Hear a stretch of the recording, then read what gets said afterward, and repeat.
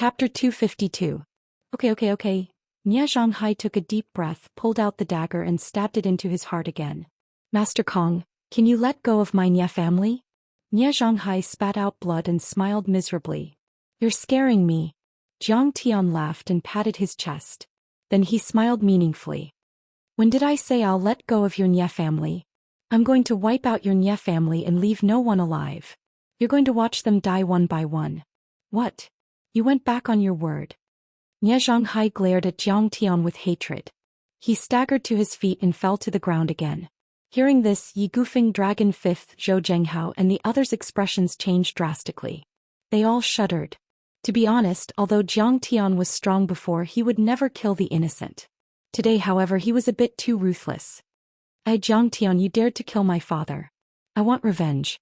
I want to kill you. In the crowd, a 7 or 8-year-old child suddenly stood up. His face was full of hatred and gloominess. He pointed at Jiang Tian and cursed. Very good, you've got guts. As expected of Nie Zhonghai's son. You know how to take revenge at such a young age. You're a bit ambitious. Jiang Tian praised with a smile. Uncle wanted to let you go, but I can't give you a chance now. Su Ruoqing frowned. She quickly stepped forward, grabbed the child and threw him to the ground. Jiang Tian, fuck you, the child screamed in pain from the fall. He even cursed half a sentence, but he couldn't do anything after that. Because Su Ruoqing's long saber had already chopped down. The child's head flew off and fell to the ground. He couldn't be more dead. Pai son. Nie Zhonghai wailed and glared at Jiang Tian with hatred. You're a demon. This was the youngest son of his mistress. He had always been very cute, but now he died an unnatural death. Hey, you even know my nickname. Are you my long-lost kindergarten classmate? Jiang Tian let out a hearty laugh as he shot out a few silver needles and hit them on Nie Zhonghai, Nie Mingyuan, Chen Donglin and Sun Lingyun's major acupoints. This is a life-hanging needle. Even if your heart is pierced through and you lose too much blood, it will keep you awake and alive until the last drop of blood flows into your body. Jiang Tian stood up lazily with his hands behind his back and smiled leisurely. In the process, you will suffer physical torture. Also, you will be able to enjoy the wonderful pictures of your wives, children, and parents being killed one by one. As he spoke, he slowly walked outside and said with a smile, Everyone, please enjoy this carnival-like night of slaughter. This is a rare opportunity. Don't leave a single one alive. Kill them all. With a cold expression, he left without looking back. Don't leave a single one alive. Even Dragon the 5th Zhou Zhenghao by Chou Fei and the other ruthless members of the society shuddered. Truly ruthless enough. What kind of person was Jiang Tian? Taichu Immortal Venerable was a nickname given to those of the same path. Back then he swept through the universe and killed countless people, dyeing the starry sky with blood. More often than not he was called Taichu Old Demon and Starry Sky Butcher. It could be said that the ordinary people of the boundless universe were nothing more than ants and dust in his eyes. If he killed them, then he killed them. How could they cause the slightest ripple in his heart? So what if he slaughtered 3 families? After Jiang Tian left, Su Ruoqing walked towards the kneeling people with a knife and said indifferently, Apart from Nie Mingyuan and the 3 family heads, let everyone else die a quick death. She slashed down and Nie Mingyuan's 18-year-old daughter fell into a pool of blood, her neck broken. Since Master Kong has given the order, then let's start. Zhou Zhenghao rubbed his fists with excitement in his eyes. Kill to your heart's content. There are dozens of people. Bai Chou Fei also took out a long knife and approached the crowd. He had often killed people over the years. If he didn't kill people, how could he get to the top and succeed? Looking at the 5,000 years of Wuxia's history, for those who were truly at the top, most of their grand ambitions had to be accomplished by killing people. As the saying goes, killing one is a crime, slaughtering 10,000 is a hero. Killing 10,000 is a hero among heroes. Everyone began to move, and the entire Nie family villa began to emit waves of heart-wrenching screams, the wailing of children and women, and the helpless begging for mercy. The slaughter began. Heads rolled and blood flowed like a river. The momentum of the 3 families was gone and no one was spared. There were actually hundreds of people inside and outside the Nie family villa. Su Ruoqing had more than 100 fierce people from many clubs under the Banana Club. There were also the capable people that Dragon Fifth and Zhou Zhenghao had mobilized from Jiangbei and Bai Choufei from Lingnan's Flying Cloud Club. It could be said that they had surrounded the Nie family's villa so tightly that not even a fly could fly out. With so many experts attacking together, it was simply a one-sided massacre. They didn't encounter any decent resistance. Thanks to Nie Zhonghai's idea of escaping overnight, the Qin family and the Sun family were all gathered together, but they were defeated by Jiang Tian and the others. The slaughter lasted for half an hour. Finally, the screams and cries gradually subsided. Bai Choufei, who was dripping with blood, stepped out of a room with a long saber. He laughed heartily and said, "Damn, after so many years, this is the first time I've killed people to my heart's content. It's really fucking satisfying. Working for Master Kong is just so satisfying." Su Ruoqing's long saber was bent, and his eyes were full of excitement. "Alas, who told you to provoke Master Kong? Rest in peace, don't open your eyes. It's good to believe in Buddha like me. Your painful life is over. When you reincarnate as a human, you must remember to believe in Buddha." Tang Xiaozi twirled the Buddha beads, put his palms together and chanted sutras for the dead. He nagged, his face full of compassion and piety. During this process, although Nie Zhonghai and the others were stabbed many times and blood flowed like water, their consciousness was still clear. They painfully watched their loved ones fall one by one and leave this world. "Miss Ruoqing, what should we do next?" Yi Gufeng looked at the corpses all over the ground. The pungent smell of blood made him very uncomfortable. He frowned and looked at Su Ruoqing. "Mr. Yi, don't worry. Leave everything to me." Su Ruoqing smiled sweetly and clapped her hands. Then several strong men came out with large barrels of gasoline and poured the inside and outside of the villa. Everyone left the villa. Su Ruoqing picked up a cigarette and her eyes twitched. She glanced at the beautiful villa and sneered, "Don't bully the young for being poor. I didn't expect that the three great families of Jinling would have such a miserable ending." After saying that, she gently flicked the cigarette in her hand. It drew an elegant arc and fell into the gasoline. Boom! There was a loud sound. The beautiful European-style manor suddenly burst into flames one after another, like fireworks in the night sky. So beautiful. Su Ruoqing was intoxicated with admiration. Wow! Suddenly, a figure came out of the flames. He was covered in flames and screamed at the top of his lungs. "Jiang Tian, I won't let you go. I won't let you go. I will take revenge." The person covered in flames was Nie Mingyuan. Everyone looked at Nie Mingyuan in silence, but no one came forward to help him put out the fire. He was covered in flames, rolling and flailing on the ground. The flames gradually died out. However, he gradually passed out on the lawn. "He doesn't seem to be dead. Should we go and finish him off?" Bai Choufei's eyes were bloodshot. He wanted to go forward with a long knife. "Forget it. There is still a lot of gasoline left. It will burn you." Yi Gufeng reached out and stopped him. "How long can he last with such a high fever? If we send him to the hospital now, even the gods can't save him." Su Ruoqing said with a disdainful smile. Just like that, everyone stood on the hillside outside the villa, smoking and chatting, watching the flames in the villa burn fiercely.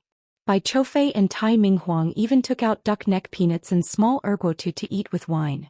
They talked and laughed to their heart's content. After another half an hour, the flames in the villa gradually died out. Then everyone dispersed.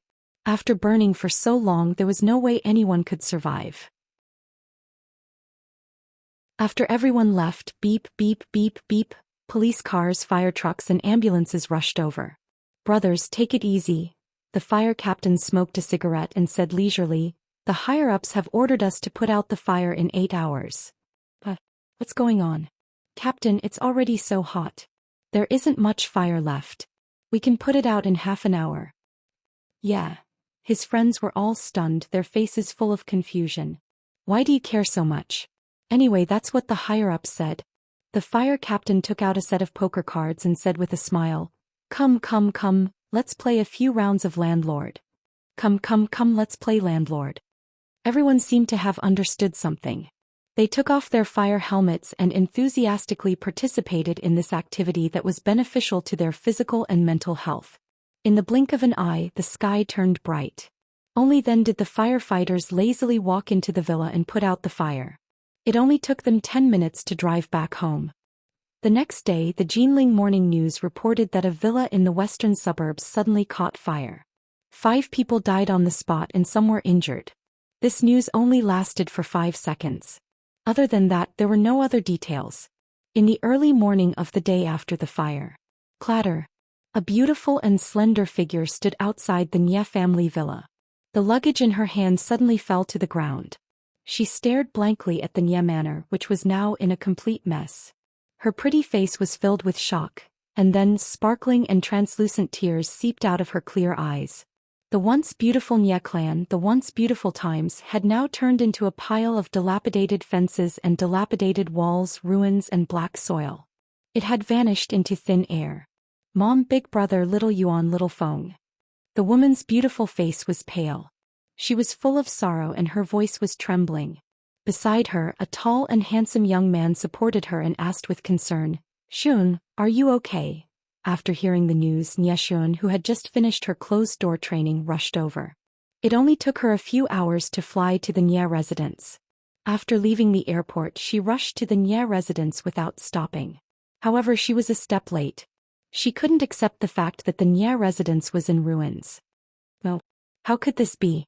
Nie Xiaomon rushed into the villa as if she had gone crazy. In the ruins, she dug around and finally dug out a petite corpse. Well, Nie Xiaomon hugged the severely carbonized body. Her delicate body trembled. Tears rolled down her face as she screamed toward the sky. Not far away, the eldest senior brother suddenly shouted, "Junior sister, there's a living person here."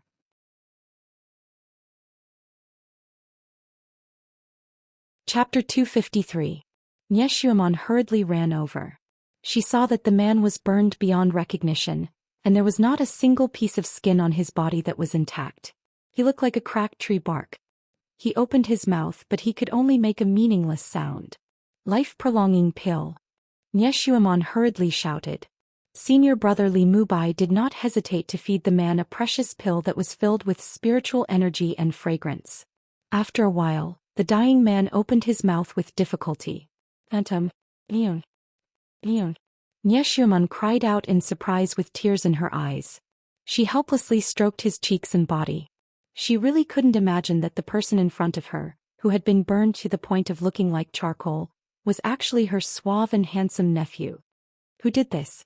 Nie Xiaomon's heart felt like it was being cut by a knife. She was in so much pain that she gritted her teeth in hatred. She was only an abandoned daughter adopted by the Nie family. She was not related to Nie Mingyuan by blood. In fact, she was 2 years younger than Nie Mingyuan. When she was in her teenage years, she and Nie Mingyuan had feelings for each other. They were ambiguous and gentle, and there was only one thing that they did not cross.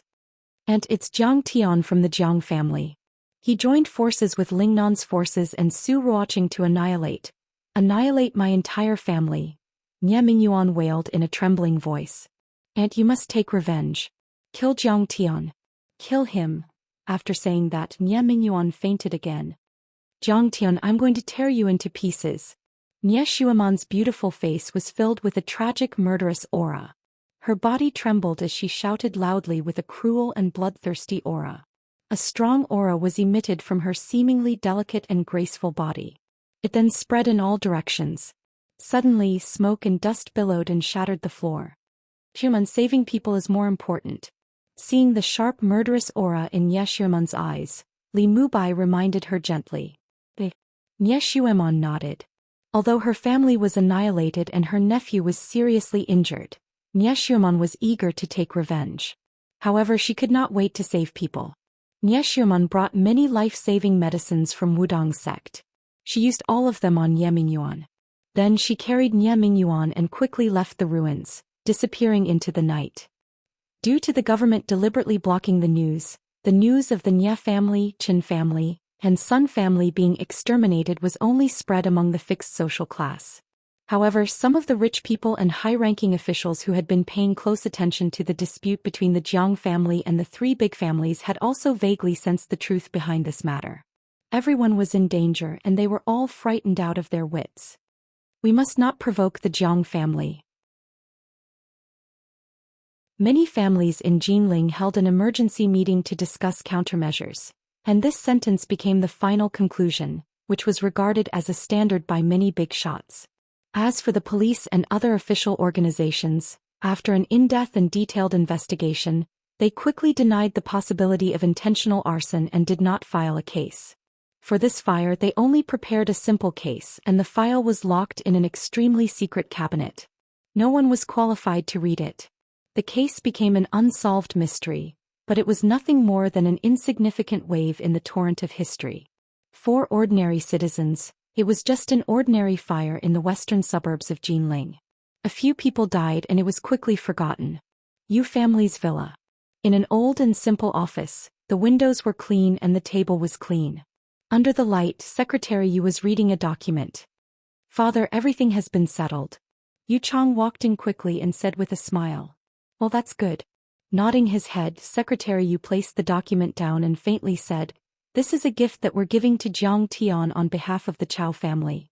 In the future he will understand and shake hands with the Chao family and even work for the country."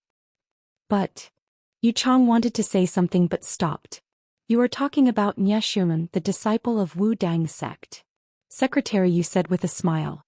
"Father, you are wise. He, what do you think the Nye family is relying on to run amok?" "Wu Dang sect?" Secretary Yu said lightly, "We left them alive so that Nye Xiumen can pass a message to them. Wuxia is a land of no return and martial artists are not allowed to cause trouble. Otherwise this will be the consequence." Secretary Yu rose to his feet and exuded a powerful aura. It was as sharp as an unsheathed sword. It was as if this was the true face of a feudal official. "But what if Nye Xiumen and Wu Dang sect seek revenge on Jiang Tian?" Yu Chang asked worriedly. Wuxia has been relying on Jiang Tian to keep the martial arts world under control for the past 30 years.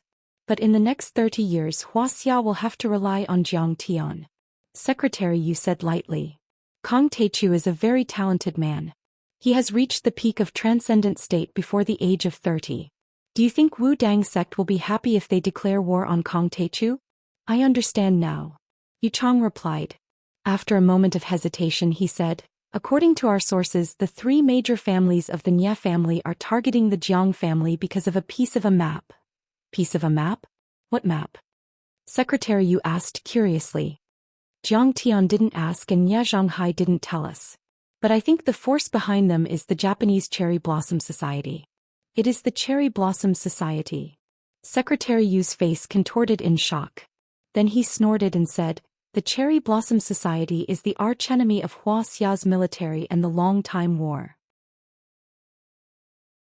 Who would have thought that they would have an agent in Jin City?" On the other hand, Nye Zhonghai and the others were originally from Jinling. Bearing the hatred of their country, they were actually willing to be the lackeys of the East Asian people. They deserved to die. "Well done, Jiang Tian." After he finished his report, Yu Chang slowly left Secretary Yu's office. "Piece of a map? What kind of map could trigger the Cherry Blossom Society?" Secretary Yu looked out of the window and pondered for a while. Suddenly he heaved a sigh and said, "I think I should report this to Lord Chao." 2 days had passed since the three major families of Jin City. Meanwhile, Jiang Tian and his father Yi Ziwei had returned to Jiang Manor to see Jiang Chongqing. "Tian heir, are you the one behind the destruction of the three major families of Jin City?" Jiang Chongqing asked with furrowed brows. "Yes, it's me." Jiang Tian did not deny it. Zhang Wanqing knew that the old man was an old-fashioned man, so she quickly spoke up for her son. "Old man, you can't blame Jiang Tian for this. I understand. The three great clans harbored evil intentions and wanted to destroy my Jiang clan. Even death cannot wipe out their crimes. However, by doing this will Jiang Tian attract enemies?" Jiang Chongqing sighed and said worriedly. "Grandpa, don't worry." Jiang Tian held Jiang Chongqing's hand and said with a smile, "I've had a fortuitous encounter. I'm not an ordinary person anymore. I know. You can drive away the crimson fire for a long time and make Chao Shixiang treat you with respect. You are definitely not an ordinary person, but..." Jiang Chongqing couldn't help but be a little worried. Fine. Looks like I have to show my strength. Grandpa." Jiang Tian sighed helplessly, and then he pressed his fingers together and waved them. A sharp blade light that was around 10 m long swept out. Suddenly, a 3-meter-tall rockery in the courtyard was cut in half and collapsed. Zhang Tian, how did you do that? Is this your trump card? The whole family was dumbfounded and couldn't believe it. Mom, I was fighting in the bar to protect the reputation of the Medicine King group. Jiang Chao was being pulled by the ear by his second aunt to Jiang Chongqing. He had broken the family rules and was sent to the police station a while ago. He begged for mercy. And it was the other party who started it. I've always been the first to talk, but the police didn't listen to my explanation and took me to the police station. You have to speak up for me in front of Grandpa. Don't let Grandpa hit me with a cane. While he was nagging, he suddenly saw Jiang Tian waving his finger and the rockery was cut in half. It was a shocking scene. Oh my God. Jiang Chao was so scared that he fell to the ground. His whole body was weak and he could not stand up. This time if it were to land on his body, wouldn't he be chopped to death? How did he do it? He was about 10 meters away from the rockery. Is my son a god? Jiang Chongqing, Jiang Zhixing and Yi Ziwei looked at Jiang Tian in shock as if they were looking at a stranger. Even when Jiang Tian drove the crimson fire at the old man's birthday banquet, they were not as shocked as when he chopped the rockery. Second aunt was also scared out of her wits. She stood at the door and bowed respectfully to Jiang Tian with a trembling voice. Greetings, family head old master. Jiang Chao was reckless in the fight, but he was protecting the family's reputation. He was exempted from punishment. Go now. Jiang Tian waved his hand and said. Thank you for your forgiveness. The second aunt and Jiang Chao knelt down together and then slowly walked away.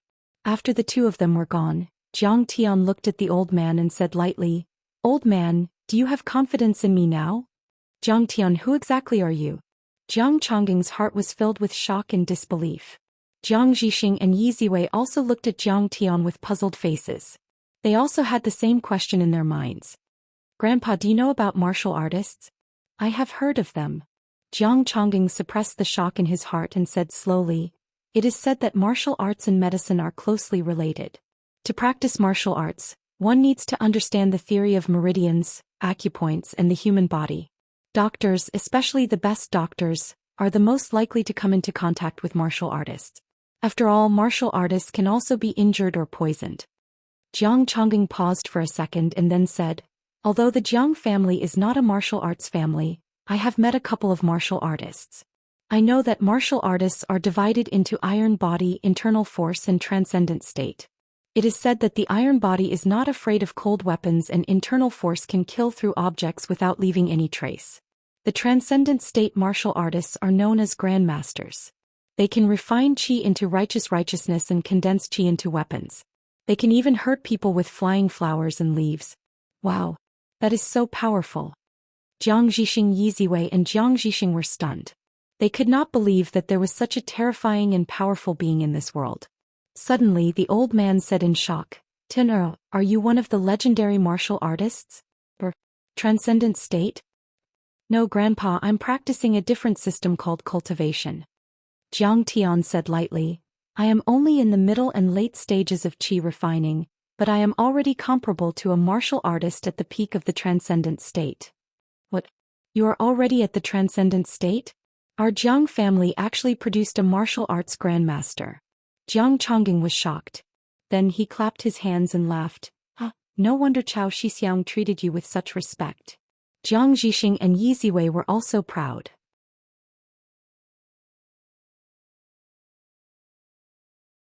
Chapter 254. Zhang Wanqing snorted and said proudly, That Nie Zhanghai and the others think that the Jiang family is easy to bully. My son is actually a master. He's clearly courting death. Jiang Tian said leisurely, The path of cultivation is deep and mysterious. It can be said that the highest level of a martial artist is only the basic stage of cultivation. If you can cultivate to a very high level, your body will be indestructible, your divine sense will not die, and you will ascend to immortality. You can destroy mountains and rivers with one strike and throw cities with a raise of your hand. Jiang Tian took a sip of tea and said slowly, You can even travel the universe, step into outer space, become a god, destroy a planet with a punch, destroy all living things with a snap of your fingers, until you can open up a universe that belongs to you. Cultivation is actually so magical. Oh my God, that's really a god. No, it's even more powerful than the legendary gods. Jiang Chongqing and the others felt as if they were dreaming. They were dumbfounded and could not believe it. If they had not seen Zhang Tian's remarkable power with their own eyes, they would have thought that Zhang Tian was crazy and talking nonsense. But at this moment, they suddenly felt that if Zhang Tian had such ability, it was natural for him to destroy the three major families of Jinling. For such a peerless powerhouse, human lives were really like dust and ants, not worth mentioning. Grandpa, Mom, Dad, Mom, Sister Ziwei, I gathered everyone today because I want to lead everyone into the path of cultivation. Zhang Tian glanced at the family and smiled. Can we also cultivate like you? This old man is willing to cultivate with you. Jiang Chongqing could not believe it at first, then he suddenly stood up and saluted as a disciple. Years ago he had the 5 signs of decay and almost died, so he knew how precious life and health were. Even if he could not cultivate to the powerful realm that Zhang Tian said, it would be good to live a few more years healthfully and not be tortured by illness. Grandpa, don't be so polite. I hope to accompany you forever. Zhang Tian was shocked and hurriedly returned the courtesy. Humph, if I live for another 100 years my face will be full of wrinkles and my teeth will fall out. If I still don't die, won't I become a 1,000-year-old witch? So ugly. Zhang Wanqing was also a little moved, but she still joked. Mom, I know that you love beauty, but cultivators can rejuvenate themselves and keep their youth forever. They can realize the real reverse growth. Zhang Tian was speechless. His mother was still trying to look pretty at this moment. He laughed and said, when the time comes, you will look like a 16-year-old girl. You will be so beautiful. So much better than those cosmetics. This hit his mother's weak spot. She immediately said excitedly, then I'll cultivate too. Your mother is going to become a beautiful young lady and I'm going to become an old man. What should I do? Who knows, your mother might even abandon me. I'll cultivate too. Zhang Zhixing chuckled. You bastard. What are you talking about? The child will laugh at you. In my heart you will always be a handsome guy. Zhang Wanqing smiled and pinched her husband. Instantly the whole family agreed. Zhang Tian said, I'll teach each of you a set of cultivator's skills later. Then Zhang Tian changed the topic. He looked at Grandpa Zhang and said seriously, Grandpa, do you know that there is a mastermind behind the Nye family and the other 2 families? It's called the Japanese Cherry Blossom Society. The Japanese. Grandpa Zhang was surprised. How is that possible? Why would we provoke the Japanese? That's why I killed them. Zhang Tian took a sip of tea and said slowly, the 3 families don't just want to control the Medicine King group. They want to be the lackeys of the Cherry Blossom Society and exterminate the Jiang family. Their ultimate goal is to snatch a piece of the map. Piece of the map? Can't be that map, right? Jiang Chongqing frowned and pondered. Grandpa, what's the origin of that map? It's coveted by the Cherry Blossom Society. Zhang Tian asked. He had communicated with Tang Guizhu over the past 2 days and found out how powerful and terrifying the Cherry Blossom Society was. The Cherry Blossom Society was established during World War II. It was formed by Japanese kendo masters, ninjas, onmyoges, and other strange people who adhered to militarism. It could be said that there were many strong people and experts. Its president was like the imperial preceptor of Japan, on equal footing with the emperor. After nearly 100 years of development, the Cherry Blossom Society's strength grew day by day. They had terrifying influence in the military, political, and economic fields. They could influence national policies and instigate wars. Many tycoons like Matsushita and Sumitomo were proud to join the Cherry Blossom Society. Even their leaders had to be courteous when they met. In short, in terms of martial strength, the Cherry Blossom Society could compete with the long formation of Wuxia. However, in terms of influence in the secular world, the Cherry Blossom Society was even better, like the retired Emperor of Japan. This map fragment, it's a long story. Jiang Chongqing's eyes were deep as if he had fallen into the memories of the past. He said in a deep voice, during the Republic of China, your great-grandfather was a famous divine doctor. One day he was treating patients at the Jinling Medicine King Clinic when a man dressed like a Daoist suddenly barged in. There were many spies chasing after him. Your grandfather saw that the pursuers were Japanese and knew that this should be an anti-Japanese hero, so he hit him and let him escape. He even treated his injuries. However, at that time the world was in chaos. There was a shortage of medicine and in the end this hero died. However, before he died he still gave this map fragment to your great-grandfather. Moreover, this hero said before he died that this map fragment involves the secrets of the immortal ruins and the immortal land. He must keep it safe and must not let it fall into the hands of outsiders. Involves the secrets of the immortal ruins and the immortal land. Zhang Tian's eyes lit up and his heart was in turmoil. He said in a deep voice, "Grandpa, where is this map fragment now?" "This map fragment was given to the young lady of Yanjin as a betrothal gift for you." Jiang Chongding shook his head and sighed. "Now that I think about it, this map fragment was the most important reason why that family wanted to marry us. At that time they asked for the map fragment of the immortal ruins. I thought that our Jiang family was not a martial arts family and it would be a waste to keep it. I also wanted to find a good wife for you, so I agreed. Who would have thought that later on he actually gave it to them?" Jiang Tian's brows were tightly furrowed as he felt a sense of loss. When his master took him away from Earth, he had looked back at Earth and said that there was a wasteland in the depths of space near Earth. There were abundant cultivation resources. This should be the legendary immortal ruins. In his previous life, when his master took him away, he was already very powerful and had no interest in this immortal ruins. Therefore he just looked at it for a while and took him away into the depths of the universe. But in this life, Jiang Tian's return had caused a series of butterfly effects. His master was likely not to come to Earth. Then he needed to set foot on the Ancient Star Road, and the first stop on the Ancient Star Road should be the immortal ruins. But he didn't expect that he couldn't find the map fragment even though he knew about the existence of the immortal ruins. It doesn't matter. Jiang Tian suddenly became spirited. His eyes shone brightly and his heart was filled with killing intent. The marriage contract has been annulled. The map fragment of the immortal ruins will naturally be returned to the Jiang family. Sooner or later I will kill her family and ask for it back. If they obediently return it, I will let it go. If they don't, I will kill her family. Although he thought so in his heart, in order to not worry his family, Jiang Tian asked with a calm expression. He asked calmly, "Grandpa, is there a copy of the map fragment?" "I want to see." "There is a copy. Wait for me to get it." Jiang Chongding went into the study. When he came out, he handed a piece of paper to Jiang Tian. These words and patterns. Jiang Tian took a closer look and could not help but be slightly moved, revealing a somewhat surprised expression. Through this copy, it could be seen that this map fragment was only a part of the original map. It was a map. This place should be on top of a high mountain and the mountains were undulating.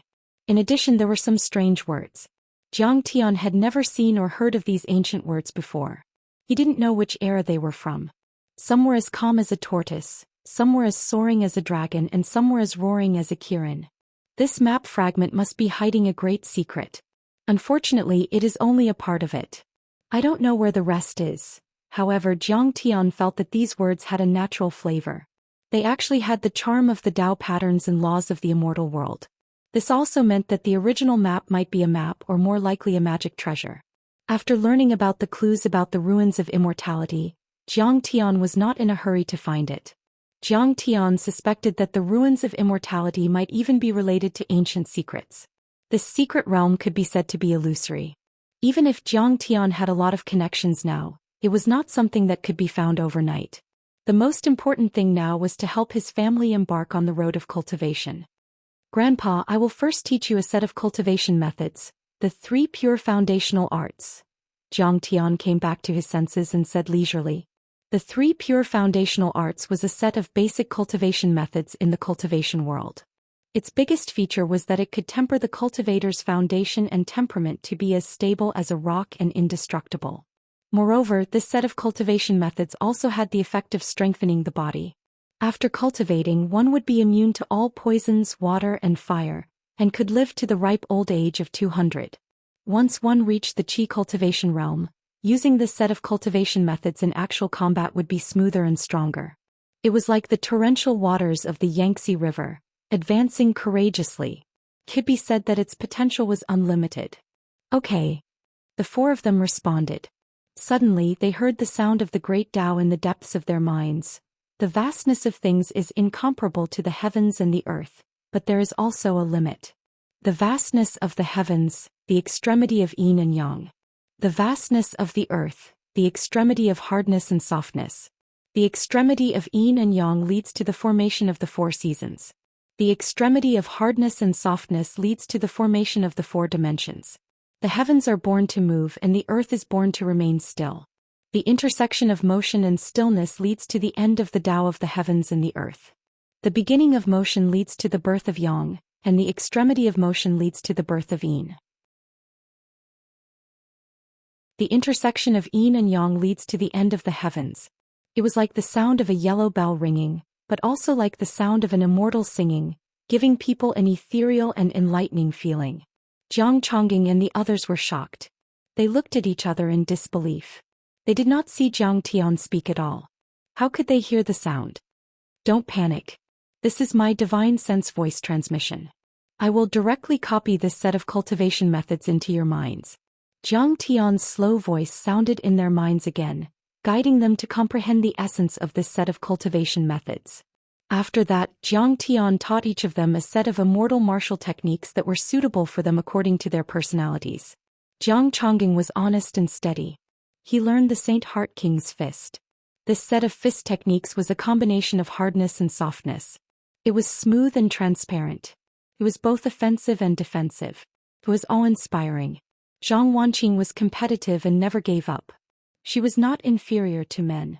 What she learned was the sword technique of raising eyebrows of women. This set of sword techniques attacked fiercely and pressed forward with indomitable will.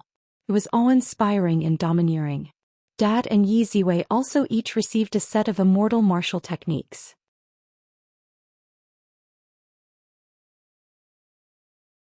Chapter 255. It only took one afternoon for Jiang Tian to pass the cultivation method coefficients to the three of them. In the end he gave them some advice. Finally he said, the path of cultivation is like rowing a boat against the current. If you don't advance you will fall behind.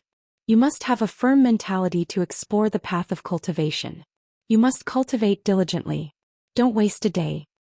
Looking at the three of them nodding obediently like primary school students, Jiang Tian couldn't help but want to laugh. He had been back for more than a year. He was getting more and more accustomed to this society. His relationship with his family was gradually recovering. That feeling, it was as if the 10,000 years of cultivation was just a dream, as if he had just woken up from an illness. Just 3 years ago he was still a bastard in the eyes of his grandparents. But in the blink of an eye he had become the backer and hope of the Jiang family in their eyes. He was even a godly master and senior. That night Jiang Tian accompanied the old man to dinner in Jiang Manor. To his surprise, many people in the Jiang family came back together as if they had made an appointment. Sister-in-law, have you heard? The Nye family, the Qin family and the Sun family, the three big families that were eyeing our Jiang family covetously, are all finished. Little Aunt talked to Zhang Wanqing, but the corner of her eyes glanced at Jiang Tian, who was teasing Jiang Weiner with a lollipop. Isn't that so? I heard that the three listed companies under their control were all secretly controlled by a private equity fund registered overseas. Big Aunt also said excitedly. I also heard that the people of the three big families were trying to run away but they were all wiped out. Not a single person was left alive. Big Aunt said mysteriously, Sister-in-law, I heard that it was little Tian's ability. Is it true? Yeah, I also heard that no one went to put out the fire. It burned for the whole night. Is it Elder Chao and the other officials who helped Jiang Tian? Everyone surrounded Zhang Wanqing and asked her all kinds of questions excitedly. It could be said that the destruction of the three big families was great news for the Jiang family. Everyone was shocked and ecstatic. Half a month ago, the Jiang family was still in a precarious situation under the combined suppression of the three major families in Jinling, Tianwei Pharmaceutical Company, and Hong Kong's White Knight Foundation. Who would have thought that the Jiang family would make a comeback in just half a month? The three major families of Jinling were completely finished. White Knight had retreated to Hong Kong, and the Qin family of Beijing had lost half of their lives. What? The three great clans have been annihilated. Jiang Bangxia looked at Jiang Tian's back. She covered her mouth and dared not speak. Cold sweat was pouring down her face. She had participated in the financial war against the three families, but she didn't know that there was a bloody massacre after the war. Jiang Chao looked at Jiang Tian as if he was looking at a god. His eyes were filled with fear and trepidation. This trash cousin of his had silently annihilated three great clans and caused a huge commotion, yet he had escaped unscathed. This ability was simply too powerful, just like a god. Don't spread this news carelessly. It's all nonsense. Suddenly the old man walked out, glanced at everyone and shouted angrily, "Whoever dares to say a word outside will be punished according to the family law." Everyone was silent. They didn't dare to say a word, nor did they dare to ask questions. Some people still didn't understand, but some smart people had already realized that this was done by Zhang Tian. However, it was too ruthless. If word got out, it wouldn't be good for the Zhang family or Zhang Tian. 3 days later, a piece of shocking news swept through the entire Jinling like a hurricane. Jiang Zhixing was transferred to a state-owned investment group in Su province as the chairman of the board. For a time, public opinion was in an uproar. It could be said that the officials had put in a lot of effort to promote Jiang Zhixing. They bypassed the strict promotion period in the officialdom and directly let him break through the encirclement of state-owned enterprises. The provincial investment group was a department-level unit. Generally speaking, after 3 years of service in the provincial investment group, one could become a deputy provincial cadre. Everyone understood that this war had been decided by the officials. House Jiang had won completely and beautifully. Everyone had a premonition that a radiant and powerful family was slowly rising in Jinling. Master Kang's name spread throughout Jinling, shocking everyone. When Zhang Tian appeared at Banana Club that night, Mu Yunqing, Meng Yao and Tang Bao all looked at Zhang Tian in disbelief. Some time ago, when the 3 great clans joined forces to attack the Jiang family, everyone thought that the Jiang family was finished. However, they didn't expect House Jiang to turn the tables and win completely and beautifully. The 3 noble houses were finished, and Yaowang Group's market value had increased to hundreds of billions, becoming the #1 Chinese medicine company in Wuxia. House Jiang controlled 51% of the company's shares, which had reached a huge amount of assets of 50 billion. House Jiang was now at the peak of its power. In terms of assets, they were definitely in the top 3. Zhang Tian, on the other hand, had become the crown prince of House Jiang once again. Meng Yao and Mu Yunqing were so regretful that their intestines turned green. If they were given another chance to choose, they definitely wouldn't pass up on Zhang Tian. "Zhang Tian, how did you do it?" Meng Yao asked softly as she walked up, her face full of flattery. It was close to autumn and Meng Yao was wearing black silk pants that ended at her ankles. Her white striped shirt was tucked into her pants, accentuating her slender waist and long legs. Between her pants and her white pointy heels, a patch of snowy skin could be seen. It was breathtakingly beautiful. It had been a while since they last met, and her wavy hair and makeup made her look even more mature. She had the charm of an urban workplace beauty. "Master Jiang, Yaowang's been so amazing lately. You have to take care of our business in the future." Tang Bao mustered up her courage and walked up, hugging Zhang Tian's arm and acting cute. Her smooth black hair fell over her shoulders and she looked pure and innocent.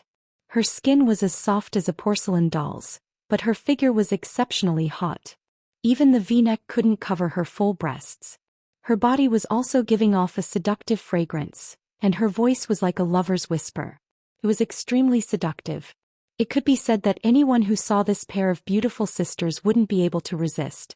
They'd have to throw away their armor and surrender. On the side, Mu Yunqing's eyes were red. These 2 girls were too straightforward and shameless, directly sticking to him like this. Unfortunately, she wasn't ruthless enough.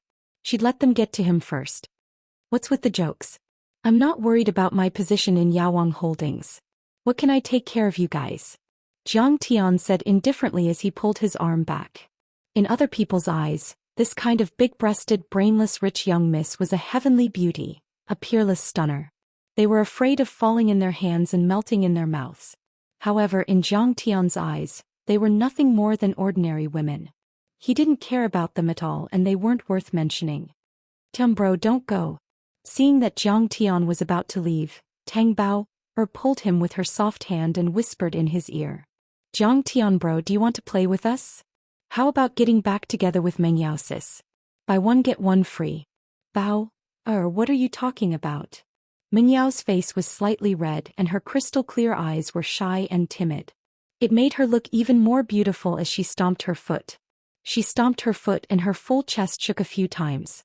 Dazzling white waves rippled out and the young masters around them were stunned. She and Tang Bao were childhood friends and best friends. They were very close and they'd sworn to never separate. She'd even promised to marry the same man in the future. But that was just a joke from childhood. How could she say it out loud? It was just that she also had some improper thoughts about Zhang Tian right now. Although Zhang Tian was already married, so what if she was his second wife? Shouldn't such an outstanding man have multiple wives? This was someone who'd subdued Su Ruoqing and crushed Nie Mingyuan. With her looks, she should be able to make Zhang Tian like her, right? She should have the qualifications to be a mistress, right? So dirty. Go away. Zhang Tian raised his arm lightly and threw Tang Bao to the ground. She was so wrong that she almost cried. Zhang Tian was annoyed. He wanted to maintain his gentlemanly demeanor, but these two women were too annoying. Everyone was dumbfounded. Zhang Tian's standards were too high. Even these sisters weren't worthy of his attention?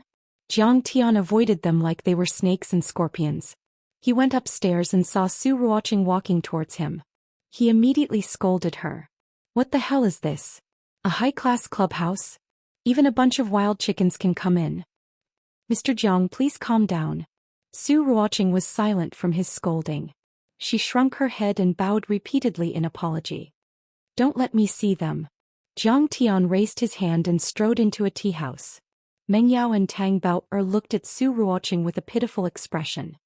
Sister Ruoqing, we were just joking with Zhang Tian. We didn't want to provoke him. Get out. Su Ruoqing heard a manager's report and knew what was going on. She was so angry that she trembled all over. She pointed at the door and shouted. Zhang Tian was a dragon among men. What kind of person was the #1 grandmaster on the god ranking? I'm the queen of Jinling's underground world and even I can only be his servant. You bunch of brats want to climb into Master Kang's bed? Wishful thinking. Who gave you the confidence? Sister Ruoqing, don't be angry. Tang Bao didn't realize the severity of the situation and wanted to act coquettishly. Flap. Su Ruoqing slapped her and shouted angrily. Get out. Didn't you hear me? Tang Bao's mouth was bleeding from the slap. She stood there dumbfounded. She didn't know if she should cry or not. Throw the two of them out. Su Ruoqing shouted. From now on, their names will be removed from Banana Clubhouse. They're not allowed to enter. If you dare to offend Master Kong again, I'll kill you. Meng Yao and Tang Bao were like withered leaves in the cold wind under Su Ruoqing's might. They trembled, their faces pale. No, Sister Ruoqing, Zhang Tian, please give us another chance. Amidst the two women's pleas and struggles, several bodyguards stepped forward and raised their hands and feet to throw the two of them out. At the side, Yi Ziwei sipped her tea and snorted coldly. She said in disdain, what a snob. You disrespected Zhang Tian time and time again. Isn't it too late to try to curry favor with him now? To Zhang Tian, the two women's approach and fawning were insignificant matters. Zhang Tian came to Banana Clubhouse to invite people from the Lingnan spell world to discuss the hidden Dragon Mountain formation.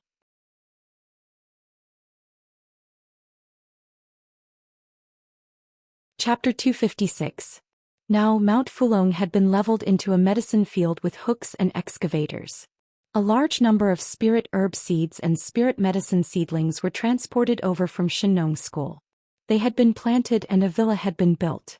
However, Zhang Tian's use of Mount Fulong wasn't as simple as using it as a medicine field. He wanted to set up a large array. Once this array was set up, it would be even more powerful than the 5-element spirit gathering array. It would be filled with spirit qi and even ordinary people could live longer. Zhang Tian, on the other hand, planned to let his grandfather, parents, Sister Qing'er, and Sister Ziwei move in and cultivate together. However, this array wasn't as simple as the 5-element spirit gathering array in #1 King's Mansion. Of course, the King's Mansion was not bad, but Xiu Lake was only 10 square kilometers of water, and Lion Peak was only a 100-meter hill. How much spirit qi could there be? Mount Fulong was different. It stretched for more than 10 kilometers and was hundreds of meters above sea level. Moreover, there was a huge earth-fire spirit vein underground, which was also the reason for the Tang Mountain hot spring. Moreover, it was located in the suburbs of Jinling and wasn't polluted. The spirit qi was purer and more abundant, 10 times more powerful than the King's Mansion. The array that Zhang Tian had been planning these days was to cover an area of 1 kilometer. It was 10 times more powerful and complicated than the 5-element spirit gathering array.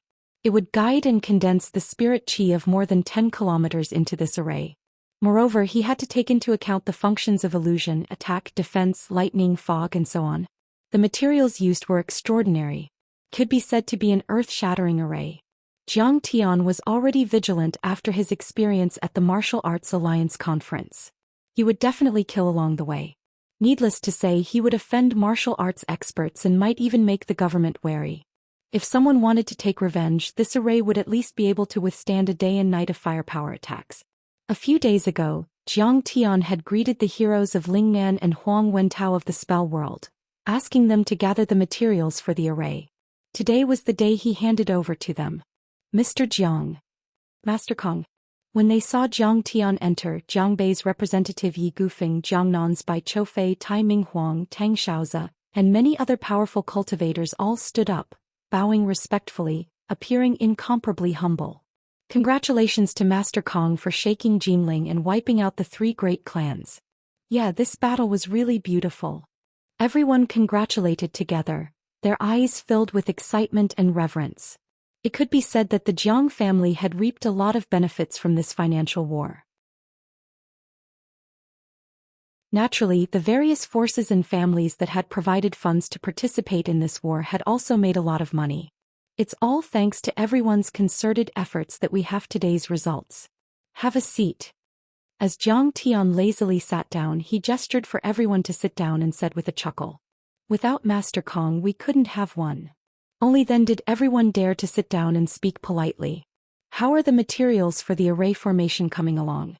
Wow, you must have spent a lot of money, right? Add up the bill and I'll transfer it to your account." Zhang Tian glanced at the huge tea room filled with boxes and said with a smile. The people from Lingnan had done a good job. There were many pieces of jade, including chalcedony, 1,000-year-old gloomy wood, black iron, sea rhythm multicolored stone, devil flame stone, sky wind vine, and so on.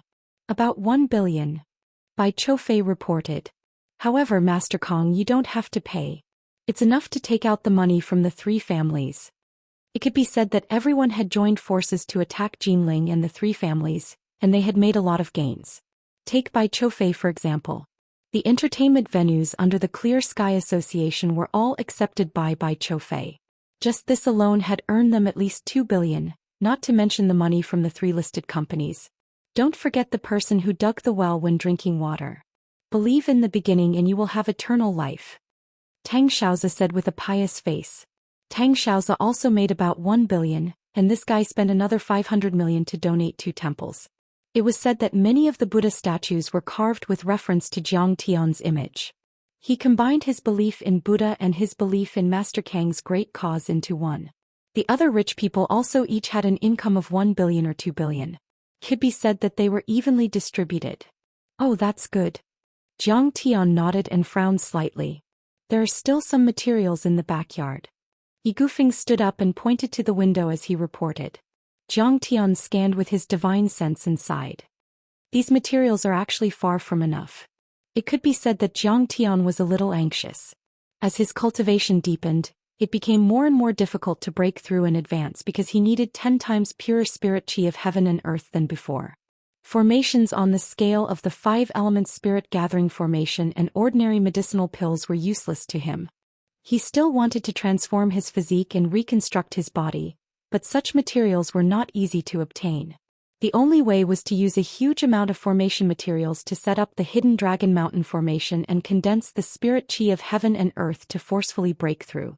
Moreover, this was also related to the cultivation progress of his grandfather, parents, and sister Ziwei. Time waits for no one. That's right, Master Kong. Actually, we have been collecting materials according to your orders since you took down the hidden Dragon Mountain. Seeing Zhang Tian's displeased expression, Bai Choufei immediately became nervous. He wiped the cold sweat from his forehead and said with a trembling voice, "This time, we have mobilized hundreds of people from the southern sects Feng Shui and Xianxia sects to visit all the major antique markets in the country. It can be said that we have turned the country upside down." Everyone present had a helpless look on their faces. Zhang Tian nodded slightly. He knew that everyone had done their best. The manpower and material resources consumed were no small matter. However, it was the end of the Dharma age. Spirit chi was exhausted and cultivation resources were scarce. This was not something that could be controlled by manpower. At this moment, Taoist Master Red Leaf's eyes suddenly lit up and he said, "Master Kong, everyone, we have overlooked something." "What?" Jiang Tian asked. "Our vision is too narrow." Taoist Master Red Leaf said, "Why do we only focus on Wuxia and ignore foreign countries?" "Foreign countries? Do other countries also have formation materials?" Everyone looked puzzled and confused. "I don't dare to say about other places, but in the Nanyang region, there should be a lot of formation materials." Red Leaf said, "Since Zheng He went to Nanyang, the Chinese have continued to go to Nanyang. And in the late Ming Dynasty, early Qing Dynasty and the Republic of China, more and more Chinese fled to Nanyang to discuss their lives. According to statistics, there are millions, even tens of millions." He said leisurely, "These Chinese went to Nanyang and not only provided the local labor force, but they also brought a lot of Wuxia culture there, including the culture of Xianxia," he said with deep emotion. "The most important thing is that these places did not experience 10 years of turmoil, so their cultural heritage was preserved and continued. Therefore, they became the gathering place of Wuxia's feng shui and xianxia. And in the local area, there are also Nanyang's 10 great evil arts, which formed the fusion of Wuxia's feng shui and Nanyang's xianxia. As a result, Singapore in Nanyang is called the capital of xianxia." "Singapore? Singapore?" Jiang Tian asked. That's right. Even Hong Kong's xianxia is much more prosperous than the mainland. For example, Sima Zhai can drink and chat with Hong Kong's chief executive. He's very valued." Huang Wentao added. "At the end of every year, Singapore will hold a global xianxia exchange. There are all kinds of Dharma instruments and materials," Red Leaf said. Hong Yi said with a yearning look on her face. "If we go to Singapore at that time, we will definitely make a profit." "That's a good idea." Jiang Tian's eyes lit up.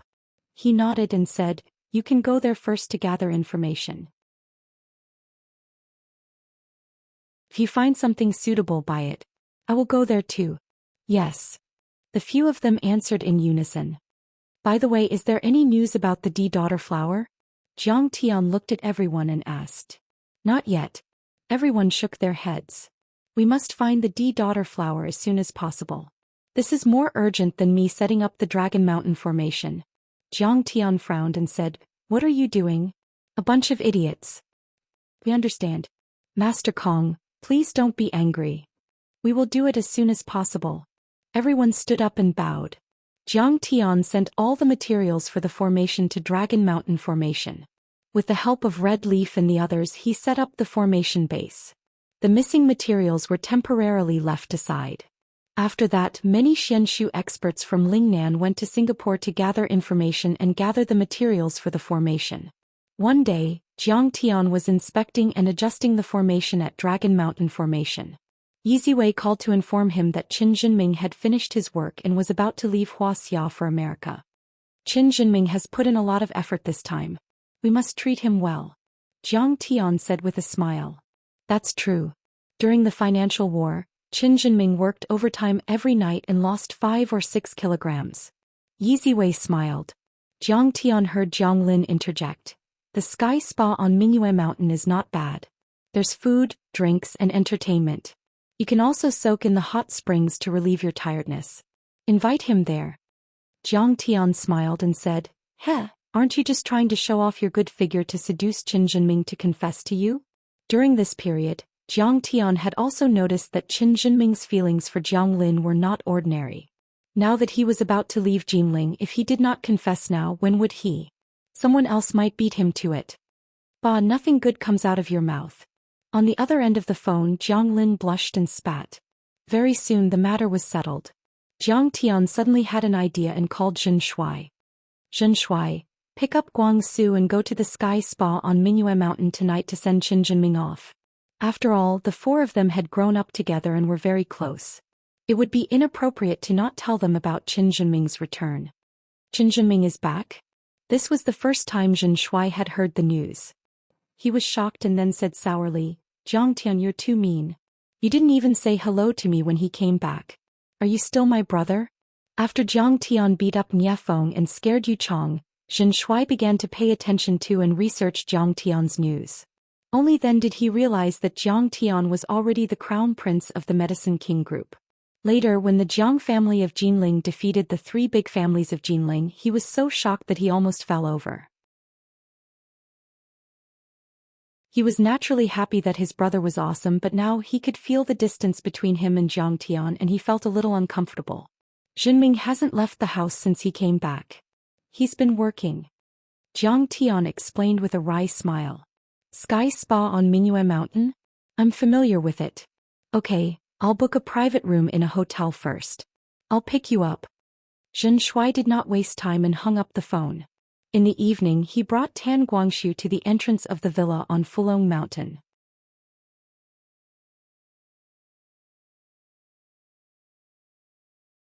Chapter 257. Jiang Tian, what's going on with you? You've become a migrant worker? Zhen Shuai was dumbfounded. Jiang Tian, you're just pretending to be a pig to eat a tiger. Tan Guangxu looked deeply at Jiang Tian and smiled. In fact, he still couldn't believe it. Felt like a dream. How powerful were the three great clans? Compared to them, the Jiang family was like a little white rabbit in front of three ferocious tigers and wolves. However, the Jiang family forcefully counterattacked and defeated the three great clans completely. And now Jiang Tian was no longer that useless hedonistic son of a rich family. Instead, he was the crown prince of the Medicine King group.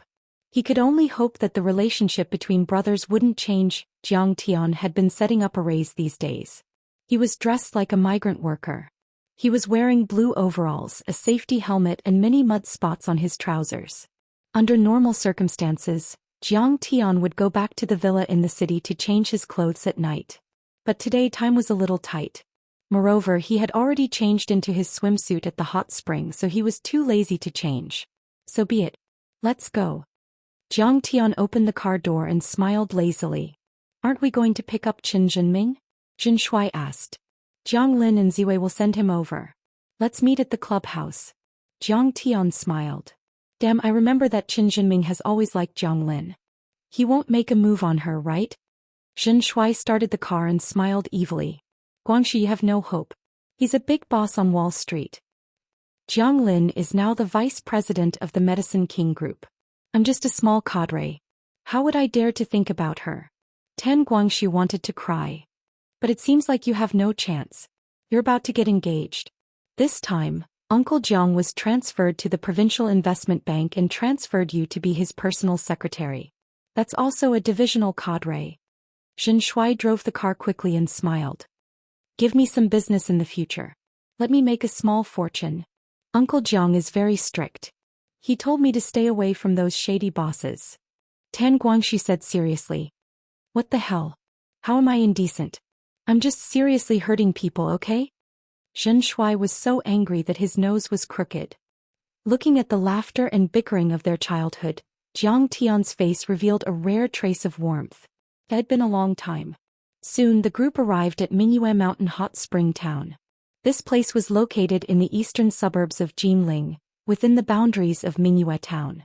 Mingyue Town was a county-level city, and it was also an old town. There were many buildings from the Ming and Qing dynasties, and they were all antique. Now that the Mingyue Mountain Hot Springs had been developed, it was even more crowded.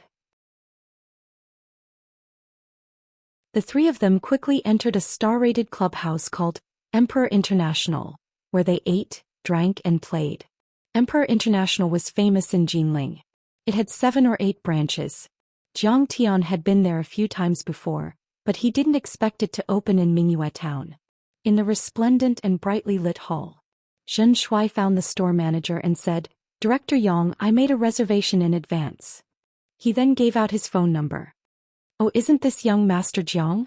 Young Master Jiang hasn't taken care of my business in a long time. Jiang Tian was hesitating whether or not he should change locations. He knew that there was a paid escort service in this kind of place, and he didn't want to meet with a few childhood friends in this kind of dirty place. Suddenly, the female store manager opposite him looked at Jiang Tian. She was slightly stunned at first and then said coquettishly. Jiang Tian looked at her carefully and couldn't help but bitterly smile. Fine, he couldn't be serious even if he wanted to. Jiang Tian remembered that the girl in front of him used to be the public relations manager of Emperor International. She wasn't the hostess in the private room, nor was she the hostess of the hostess. Instead, she was a marketing staff in the marketing department of Emperor International. She had the title of public relations manager, and she was responsible for attracting and protecting customers. It could be considered a serious job. Although Emperor International didn't do serious business, it showed that they had a higher management level than almost all the restaurants in Jinling City. The young girl was wearing a black business suit and a white shirt with a large lapel collar. She wasn't very tall, but she was wearing a pair of black high-heel shoes. She was about 1.7 meters tall. She walked gracefully and was quite flirtatious. Her face was white and she was a very tasteful and beautiful woman. Although this kind of woman was a normal and clean professional woman, it was inevitable that she would be more amorous than ordinary women when working in this kind of place. According to Jiang Tian's temper in his previous life, he was very willing to spend time and effort to eat this kind of woman. Jiang Tian remembered that in his previous life he had wanted to lay his hands on this woman several times in Emperor International's Jiangning District Rainbow Avenue store. Especially after he received the order from his grandfather to stay away from trouble in Linzhou, he became even more depressed and abandoned all restraint. His hands had touched this woman several times. Although she had pushed Jiang Tian away, she did not seem to reject him firmly. Jiang Tian secretly thought that it was fortunate that he was strictly controlled by his grandfather. The few times he went in and out of Emperor International were just for show. It seemed that he didn't mess around too much. However, the current Jiang Tian had lived 2 lives and returned from 10,000 years of cultivation. His mind was calm and his heart was firm. Naturally, he wouldn't have any romantic thoughts about this woman. He couldn't even remember her name. So Jiang Tian and Manager Yang are old friends. I was worried that you wouldn't like this place. Zhen Shuai winked and whispered. You're really a shady boss. Jiang Tian rolled his eyes at him. Yang Lili looked at Jiang Tian from head to toe and smiled with slight disdain. Young Master Jiang, what's wrong with you? You're already working as a laborer. Why are you dressed so shabbily? Now that our renovation service has been upgraded, we have a top-notch private room. It costs 30,000 a night. Can you still afford it? Yang Lili didn't have a good impression of the frivolous Jiang Tian. He always touched her and didn't really spend money. Now that she saw him dressed like a laborer, she looked down on him and couldn't help but express her dissatisfaction. Which private room? Jiang Tian frowned slightly but didn't bother to answer her. He looked at Zhen Shuai and asked. Seeing that Jiang Tian was unhappy and Yang Lili's attitude wasn't good, Zhen Shuai didn't waste time and quickly said, the dreamy token. All right, let's go. Jiang Tian said faintly. Yang Lili saw that Jiang Tian ignored her and could not help feeling angry in her heart. She sneered and said, the dreamlike token's box room fee is over 20,000. Can you afford it with your beggar-like appearance? If you can't afford it, I'll have to call the security to kick you out. She was sarcastic and unkind. The essence of a heartless bitch and a heartless actor was portrayed by her. If I know you, if I have anything to say to you, I can only say that I'm sorry. My eyesight was too bad back then. Jiang Tian turned around and glanced at her. His eyes were indifferent. Look at your short figure. You're like the bark of a 3-inch tree. Yang Lili was so angry that she almost fainted from Jiang Tian's words. She mocked, don't act like you're some big shot. You're like a beggar and you're not embarrassed to come here and eat. I'll eat whatever I want. Jiang Tian stood with his hands behind his back. He coldly said, you should know your own status. You're here to serve me. To put it bluntly, you're nothing more than a servant. Be careful or your boss will slap you if he finds out that you're disrespectful to a customer. Serve you? You think you're worthy of being served by me? Yang Lili was so angry that she was stunned. Seeing Jiang Tian enter the private room under the guidance of the waiter, she couldn't help but snort and leave in a huff. Almost at the same time, another group of people entered the hall. Under the escort of a group of wealthy and respectable middle-aged men, a handsome and charming young man walked in with large strides. Yang Lili's eyes immediately lit up. She walked over and bowed. Her face was full of joy as she said, Young Master Bai, you've finally come. I'll have young Master Lei bring young Master Yu Chong and young Miss Su down to welcome you. Forget it, don't make a big fuss. Let's go up directly. I'm only here to discuss business. Bai Chofei said with a gentle smile. All right, please follow me. Yang Lily revealed a flattering smile. She bowed and made a gesture of invitation. She obediently led the way in front. This was Bai Chofei, Yang Cheng's first-tier young master. It was rumored that he had recently become the godlike Master Kong. He had conquered many cities in Jingling and dominated a region. Now they had defeated the Nye family's Clear Sky Club and could stand shoulder to shoulder with Su Ruoqing. Now all the entertainment venues around Bright Moon Town were under his control. Even Lei Ming, the boss of Emperor International, had to seek his protection, rely on him and act according to his mood. Today Lei Gang invited Bai Chofei to a meal because he wanted to curry favor with him and get a chance to survive. They walked into the private room. After a while Yi Ziwei, Jiang Lin and Qin Jinming also arrived. Everyone knew each other. They didn't talk about work and only talked about the interesting things from their childhood. And they got along well. At this time the dishes were served. A waiter brought over a plate of steamed sea bass and said in a sweet voice, "Everyone please enjoy." Jiang Tian was in the middle of a drinking contest with Shen Shuai. When he heard this voice, his heart trembled and his body stiffened. When he turned around, he saw Huang Linger, who was wearing the club's red vest uniform, serving the dishes. Huang Linger also looked at Jiang Tian in surprise. She didn't know why, but she felt that Jiang Tian was very familiar. Her heart ached and she felt very uncomfortable. Her nose twitched and her tears almost fell. Her mind was in turmoil. Her hand trembled and a mouthful of soup spilled on Jiang Tian's trousers. Sorry, I didn't mean to. I can compensate you." Huang Linger had her hair tied up in a cute bun. Although the red vest and trousers were of poor quality, it still couldn't hide her slender and graceful figure. Seeing that she had caused trouble, her pretty face turned pale. She kept bowing and apologizing. She was so anxious that tears almost fell. "It's okay. Go to your work." Jiang Tian waved his hand without batting an eyelid as he grabbed a tissue to wipe off the oil stains. He waited for her to leave. Yiziwei looked at Jiang Tian in surprise and whispered, "That's strange. Why doesn't she recognize you?" Jiang Tian poked his head out and explained. Yiziwei was even more in disbelief. She said in shock, "You can do that?" Then she sighed sadly and said, "That's good too. It's good for her, Qinga, and you. Why would she work in a place like this?" Jiang Tian frowned. He felt a little uncomfortable. Although he didn't have any plans to continue his relationship with Huang Linger, he still hoped that she could have a happy life. He didn't want her to suffer. Huang Zhihui had won the Nobel Prize in Medicine this year. The prize money was in the millions. His salary wasn't low either. There was also a commission from the patent fees. His income this year was no less than 10 million. He heard that Huang Zhihui had already bought a big villa and a BMW. Huang Linger had enough of being a pampered lady. Why would she need to work in such a dirty place? "I'll ask Huang Zhihui." Yi Ziwei immediately called Huang Zhihui.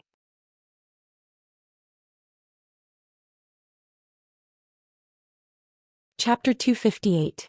Moments later she hung up the phone and said softly, "Huang Linger is really stubborn."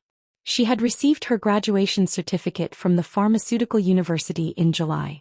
She had applied for a job at the Medicine King Group in the Fersky Laboratory, but she had asked her father not to look for anyone. She also did not mention her relationship with Professor Huang Zhihui, so no one knew. In the second round she was eliminated. She's also an independent person. She didn't want to be a freeloader at home, so she insisted on coming out to work. "Oh, I see." Jiang Tian nodded and said softly, "How about this? Get the HR department to give her a call and ask her to stay by your side. I'll be more at ease then." "Sure." The herbal field in Mount Fulong is still lacking a person in charge. This girl seems to be a smart person and she's also a pharmacist. Yi Ziwei nodded and said. She sympathized with Huang Linger. She heard from Huang Zhihui that even though Jiang Tian had erased her memory, she was still unable to fall for other guys. Countless young men pursued her, but she didn't care about them. When her parents urged her, she even got into a fight with Huang Zhihui and his wife. Perhaps it was because her parents urged her to get married that she came to Bright Moon Town to work and eat and live here. Yi Ziwei sighed in her heart. Meeting Jiang Tian was her fortune, but it was also her misfortune. Meeting Jiang Tian really ruined her life. Linger, come here. The moment Huang Linger came out of the room, she was called to a changing room on the 5th floor by the head waitress of the entertainment department. The head waitress threw her a low-cut princess dress and said, Linger, young Master Lei asked for your service. He's in the room on the 5th floor. Hurry over. Head waitress, I can't go. I'm a waitress in the restaurant. Huang Linger's heart clenched as she cried out with a pale face.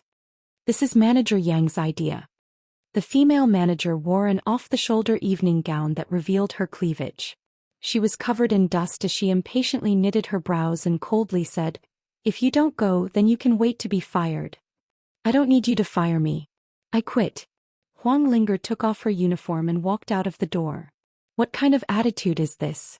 The forewoman was also confused by her cold and stern refusal. For a moment he didn't know whether he should persuade her or let her leave. He just stood there in a daze. I've invited you time and time again, but you're unmoved. You won't even give me this little face? Huang Linger walked to the door. Suddenly, a tall figure blocked Huang Linger's way and blocked her. Lei Gang walked into the dressing room with a gloomy face as he grinned. I heard that you sold yourself when you were in college and now you're pretending to be pure in front of me? Do you think you are a princess? Get out of the way. Huang Linger angrily said, Let me out. Lei Gang took out a sealed banknote from his small bag. There were at least tens of thousands of banknotes. Then he raised his hand and slapped Huang Linger's face. He proudly said, Accompany me once and this 10,000 is yours. I have plenty of money. The new banknotes were as sharp as a knife. When they hit Huang Linger's face, they actually left a bloody mark on her face. What are you looking at? Get out of here.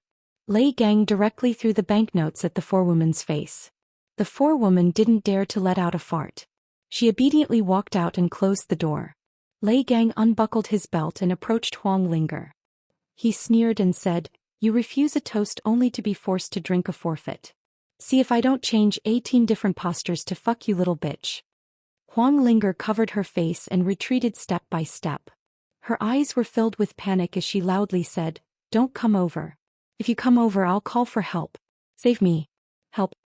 However, the changing room was originally in a corner and the music was deafening, so no one heard her voice. Outside the door, the forewoman walked to young Lily and said gloomily, Do you want to persuade her? She doesn't want to get into the water. Can't young Master Lei do it when she has changed her mind? Can you persuade her? Lei Gang's father, Lei Ming, is a martial artist. He is very famous in Jin City and no one dares to mess with him around Mingyue Mountain. Young Lily leaned against the wall and took a puff of her cigarette. She said indifferently, It's fine if he doesn't do it. He just needs to throw some money at her and everything will be settled. This saves us the trouble of persuading Huang Linger to get into the water. This girl's ideological work is really not easy to do. You're right. This girl is too stubborn. Last time, a boss bought her virginity for $1 million and she was willing to do it. The forewoman said gloomily. Damn, why did he come up here? Damn. I'm screwed. All of a sudden young Lily was shocked and screamed out loud. Jiang Tian rushed towards the changing room and kicked the door open. Then he saw Lei Gang crash through the door and fall out miserably. Young Lily ran over and was scared out of her wits. Lei Gang was leaning against the wall. He was gasping for air but not breathing in. Blood was spurting out of his mouth and a large part of his sternum had caved in. His bones had been broken and he was lying on the ground like a dead dog. Young Lily was shocked. The Lei family was one of the most powerful families in Jin City. Now that Lei Gang was beaten up in her family's territory, she would be in deep trouble if they pursued the matter. Jiang Tian, how dare you beat up young Master Lei? You're not allowed to leave. Young Lily was so angry that she was trembling. She gritted her teeth and pointed at Jiang Tian. How dare you block my way? You want to die? Slap. Jiang Tian did not say anything and gave her a big slap. She flew out of the room. Don't cry. Your eyes won't look good if you continue to cry. Jiang Tian gently wiped the tears on Huang Linger's cheeks. He was full of guilt. He heard Lei Gang's words. Was she going to bear the curse of being his contracted lover for the rest of her life? This made her seem like a broken rose and any crazy bees and butterflies would rush over to take advantage of her. Huang Linger still could not remember the past with Jiang Tian.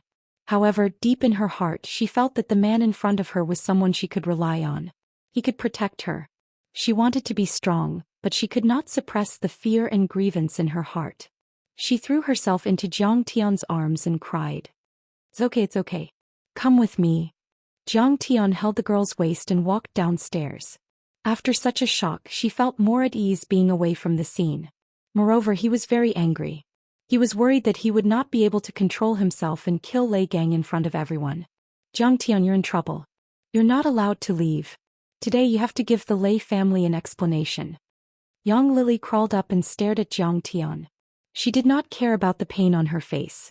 She signaled the security guards not to act rashly. Trouble? You call this trouble? Ask Lei Ming to come and see me. I'm going to kill his entire family today. Zhang Tian slowly turned around and looked at the angry Yang Lily. He smiled coldly. At that moment, Zhang Tian changed his mind. It seemed that the Lei family was used to bullying people in Jinling. How could such a family be allowed to exist? He might as well kill them all. What did you say? Yang Lily could not believe it. She was uneasy and confused. What was Zhang Tian relying on? How could he ignore the powerful family behind Lei Gang? That was the Lei family. Hurry up and call Lei Ming to come and die. After looking at Yang Lily coldly, Zhang Tian suddenly raised his foot and stepped on Lei Gang's knee. In an instant, Lei Gang's knee let out a cracking sound while he screamed miserably. Blood gushed out and the broken bone pierced through his flesh, revealing the white stubble underneath. Lei Gang screamed until he was hoarse, but his voice gradually became softer. In the end, he fell silent and fainted from the pain. At that moment, Yi Ziwei and the others rushed over. When they saw Huang Linger's shirt buttons were broken and her clothes were disheveled, they understood what had happened. Don't be afraid. Sister and Zhang Tian are here. Yi Ziwei took off her little windbreaker and put it on Huang Linger. Linger, let Sister Ziwei send you back first. I'll take care of the rest. Zhang Tian held the girl's tear-stained face and comforted her gently. The Taichu Celestial Lord, who used to think that his Dao heart was firm and cold, finally realized that he was afraid of the woman he cared about. A beauty's tears would always be a pain in a man's heart.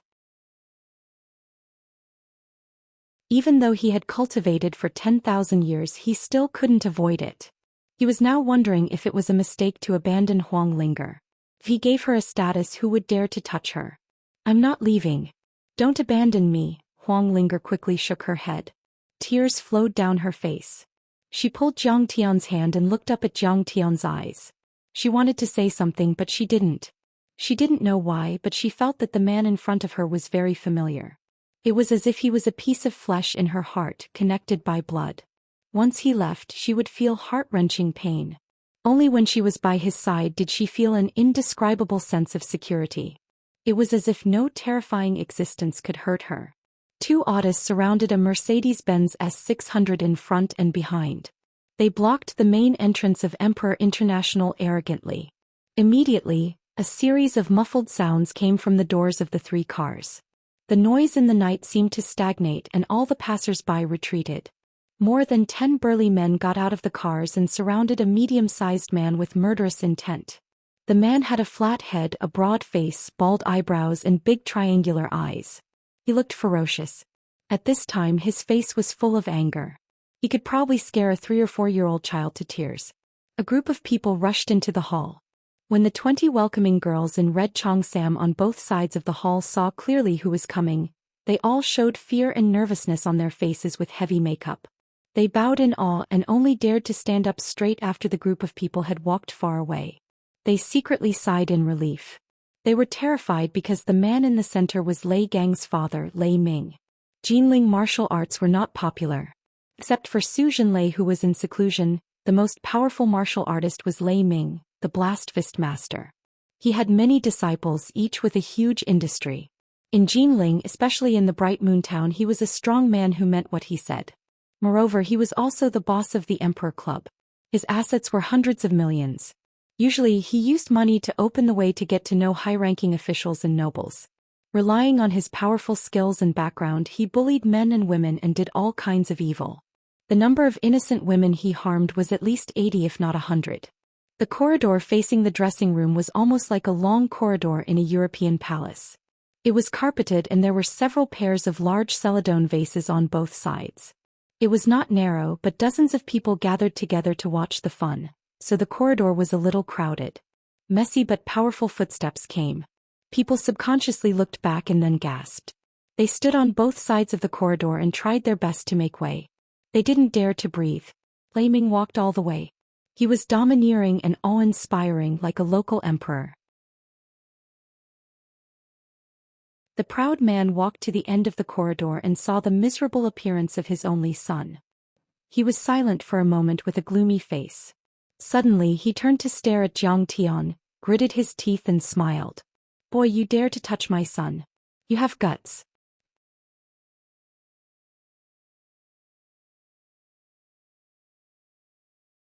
Chapter 259.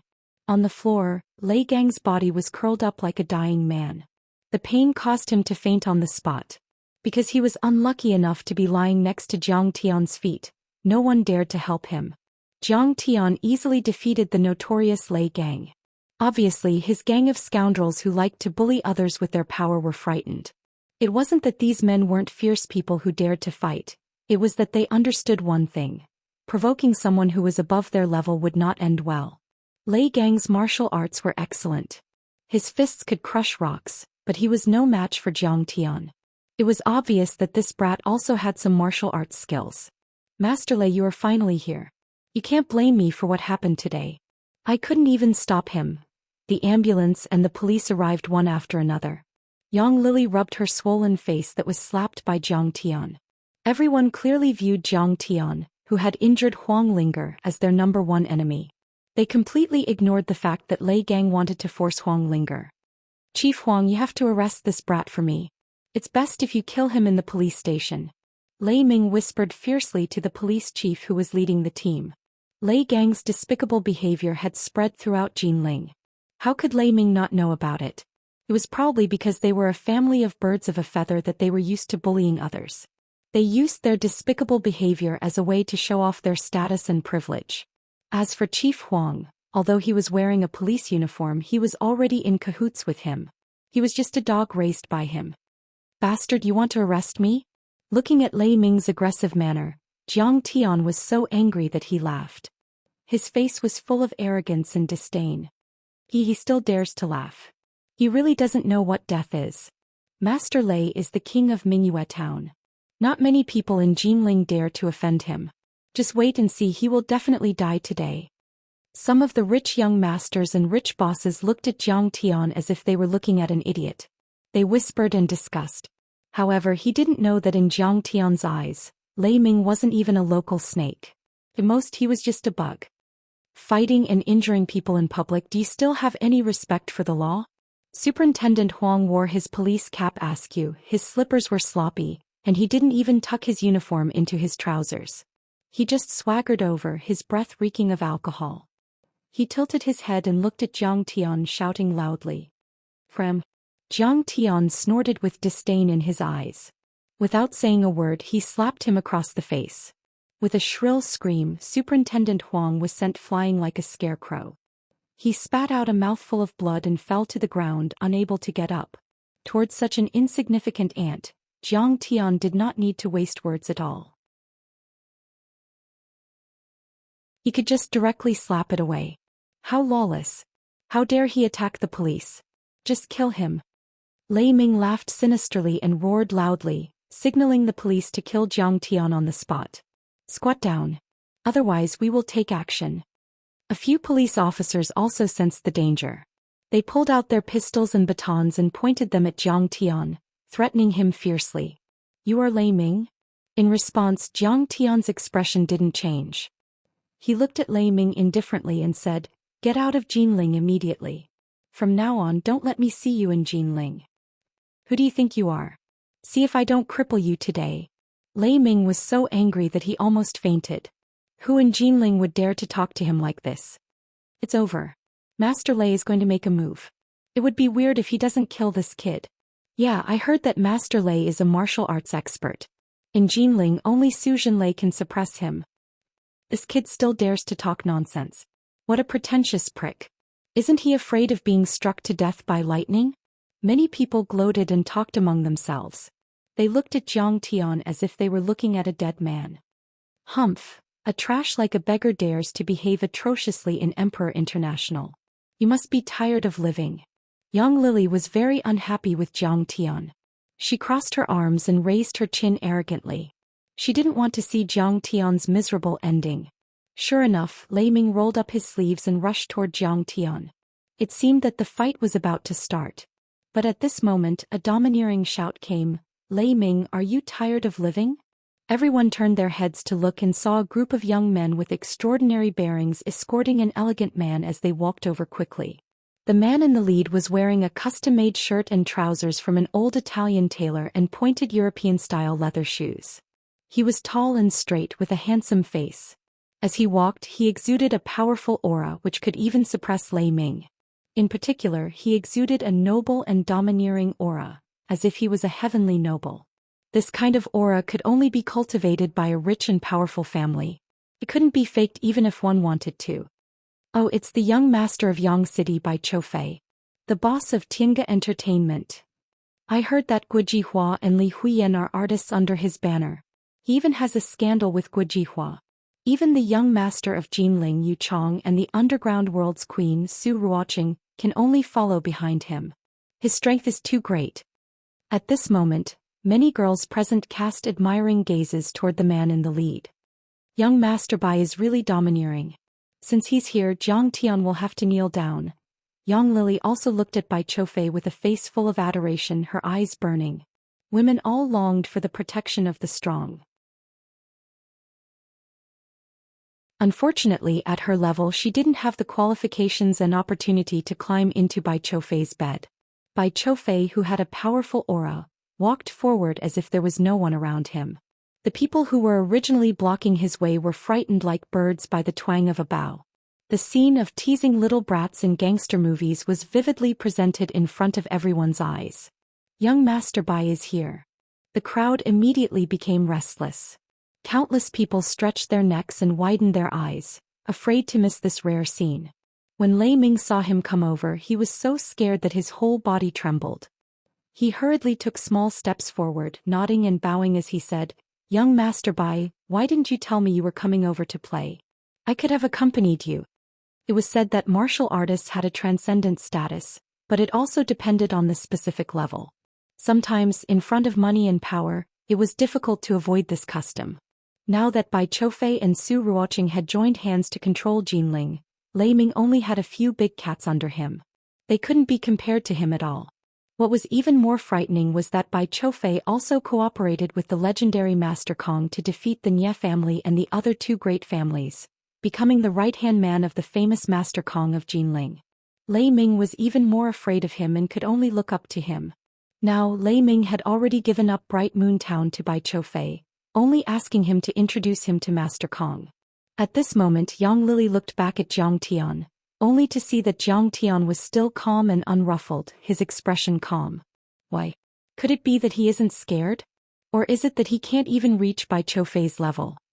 She inwardly despised him, mocking and ridiculing him, but she was also extremely bewildered. However, the following scene quickly gave Yang Lily an answer. Bai Choufei and Yu Chong ignored the shocked gazes around them, quickly walking up to Zhang Tian. They bowed respectfully, shouting with the most respectful tone they had ever used in their lives, "Young Master Zhang, Master Kong." Their voices weren't loud or soft, but for the surrounding people, it was no different from a deafening muffled thunder, shaking them until they trembled in fear, their brains short-circuiting. "Zhang, Master Kong." Lei Ming's entire body trembled, his expression suddenly changing, becoming as ugly could be, alternating between green and white, his expression extremely brilliant. Zhang Tian only expressionlessly nodded, his clear eyes filled with boundless arrogance, disinclined to even greet them. Meanwhile, Bai Choufei and Yu Chong didn't have any complaints, tactfully standing behind Zhang Tian, willing to play supporting roles. Even the slowest person could figure out what was going on.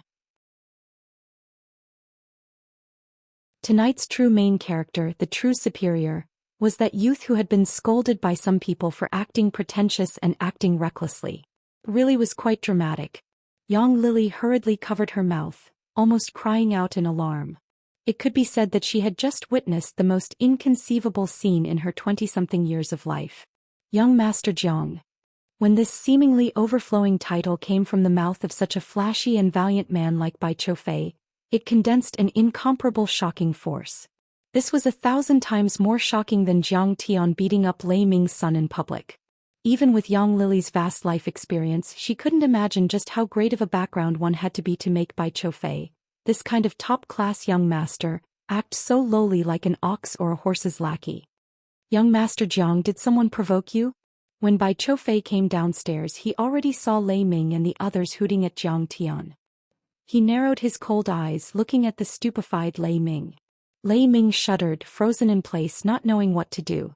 The group of attendants and several police officers behind him all withered. They couldn't imagine how serious the consequences of offending someone who could make Bai Choufei and Yu Chong bow and scrape. Little Bai and Yu Chong, are you all blind? Jiang Tian's expression was displeased, disinclined to speak nonsense. Lei Ming and Superintendent Huang had to pay an extremely painful price with just a few words from him. This was the ability of a superior to call the clouds with a flip of the hand and the rain with a flip of the hand. Daring to provoke Master Kong, courting death. Su Ruoqing shouted, her charming face full of anger. Bai Choufei and Yu Chong looked at Lei Ming with increasingly cold eyes. Master Kong, I really didn't know it was you. Lei Ming's legs went soft, kneeling on the ground. Kill him. Jiang Tian transmitted his divine sense to Su Ruoqing and the others. He coldly glanced at Lei Ming, frowning in disgust. He had always looked down on men without backbone. Lei Ming, who bullied the weak and feared the strong, was he worthy of being called a martial artist? Moreover, from how Lei Gang forced Lin Monong, he could tell that Lei family wasn't anything good. Today they did this again, so killing him definitely wasn't wrong. Disinclined to speak any more nonsense, Jiang Tian pulled Huang Linger and left. Meanwhile, Su Ruoqing and the others also began to clear the area. Superintendent Huang and the other police officers not only didn't stop them, they even helped. Everyone withdrew into the private room or scattered downstairs. Young Lily had just walked to the stairs when she heard a miserable cry for mercy from behind her. She subconsciously turned around to take a look. She saw Su Ruoqing pull out a long blade like a magic trick, forcefully hacking down. With a light gotcha sound, a wave of blood splashed onto the corridor walls. Lei Ming's head rolled to the ground, his headless corpse falling headfirst onto the floor. Another snow-white cold light flashed down like lightning. This time it was aimed at Lei Gang. Yang Lily's body shivered, not daring to look. She turned around only to see Jiang Tian, who was hurrying down the stairs, his indifferent gaze shooting over.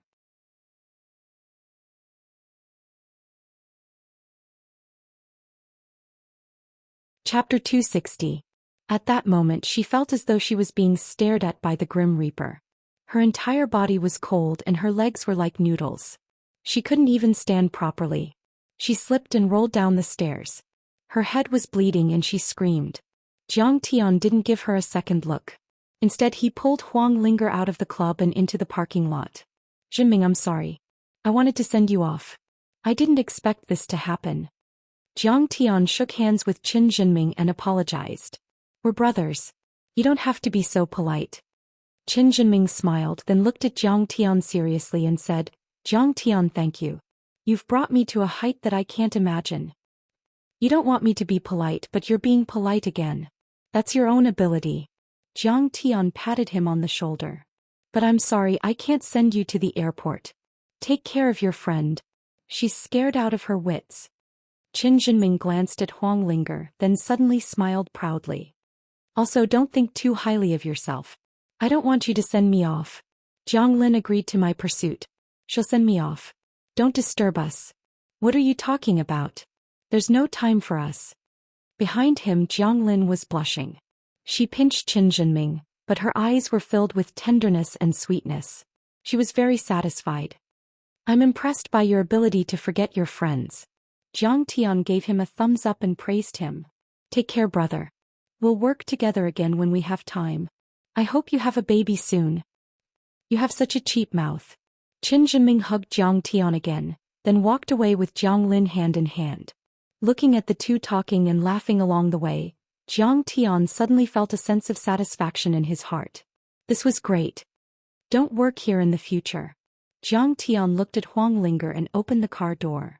Huang Linger was stunned. My name is Yi Ziwei, the president of the Medicine King Group. You can report to the Human Resources Department tomorrow. Yi Ziwei handed over a business card and said with a smile. I'm going to work at Yawang Group tomorrow. Huang Linger was stunned at first, then she cheered and said happily, Wow, you're Yi Ziwei. I've heard Dad talk about you. I really admire you. No wonder he looked so familiar. I've watched your product launch many times. Get in the car. I'll send you back. Zhang Tian smiled. I came to your city and walked the path you took. I imagined how lonely you would be without me. Eason Chan's long time no see came through the campus broadcast system. The mellow background music and the soulful singing were particularly moving in the night. Two beautiful figures appeared in front of the library of the Jinling Pharmaceutical University, attracting the attention of many male students. Another person crashed into a tree. Is this the school that Zhang Tian studied at?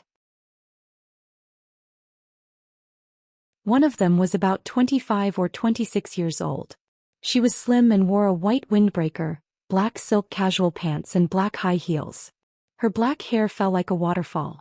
Her skin was fair and her eyes were bright and clear. She stared at the library building with a quiet and ethereal temperament. Sister, why didn't you tell brother-in-law that you came to Jinling? No one came to pick you up. My legs are tired from walking. The other girl looked similar to the former, but she was 2 or 3 years younger.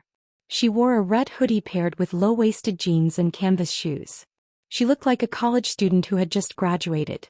She had an exquisite figure, but her beautiful eyes were lively. She was in high spirits as she looked around. It's a surprise for him. Also, I want to see the school that your brother-in-law studied at. Zhao Xueqing smiled. What's there to see? There's not a single handsome guy. Zhao Qianru curled her lips and then said dejectedly, also, compared to these young college students, I feel old. Zhao Xueqing was too lazy to care about her little emotions. She pulled a passing boy and said, Classmate, where is the Fersky laboratory? Oh, it's in the administrative building of the School of Chinese Medicine. Being asked for directions by such a stunning beauty, the student was flattered. His voice trembled and he quickly said, I happen to be free. I'll take you there. Then I'll have to trouble you. Zhao Xueqing nodded slightly politely. She was so beautiful that the student's soul almost flew away. No trouble, no trouble. Are you here to apply for a job or to participate in an academic exchange? The boy hurriedly led the way in front and then excitedly introduced, This laboratory is amazing. There's a Nobel Prize winner in medicine. Basically, the top pharmaceutical, biochemistry and physics talents in Wuxia have been recruited. Is that so? Zhao Xueqing pursed her lips and smiled with gratification. She even felt a little proud. It seemed that Zhang Tian had really done well in the past 6 months. Of course. The boy said proudly, with just this laboratory our school's pharmaceutical strength has ranked as the top medical school in Wuxia. Even the universities in Shuimu and Beijing are far behind. Soon they arrived at the administrative building of the Chinese medicine school. This was also where the Fersky laboratory was located. Zhao Xueqing looked up at the brightly lit laboratory and a sweet smile appeared at the corner of her mouth. The boy introduced, the Medicine King Group relied on a few new drugs developed in this laboratory to fight back. Now their market value has risen to 100 billion yuan. Amazing. Then do you know the founder of this laboratory? Zhao Xueqing asked with a sweet smile. If I didn't know, would I still be in this school? The boy smiled and said, Professor Zhang Tian. Speaking of which, he's my senior. He also taught in this school for half a year. His academic level is very high. None of the professors and academic leaders are unconvinced by him. He shook his head a little regretfully and said, It's a pity that he's no longer teaching. Otherwise, I would definitely be his doctoral student. The boy said with a look of admiration, I heard that Professor Zhang was also a bad student. He studied in the second-level Rend College and skipped classes every day. Later he became a self-taught genius and became our guest professor. I was inspired by him and worked hard to catch up with him. That's how I got admitted to Professor Huang Zhihui's graduate student. I'm not qualified to enter the laboratory now. They only want doctoral students.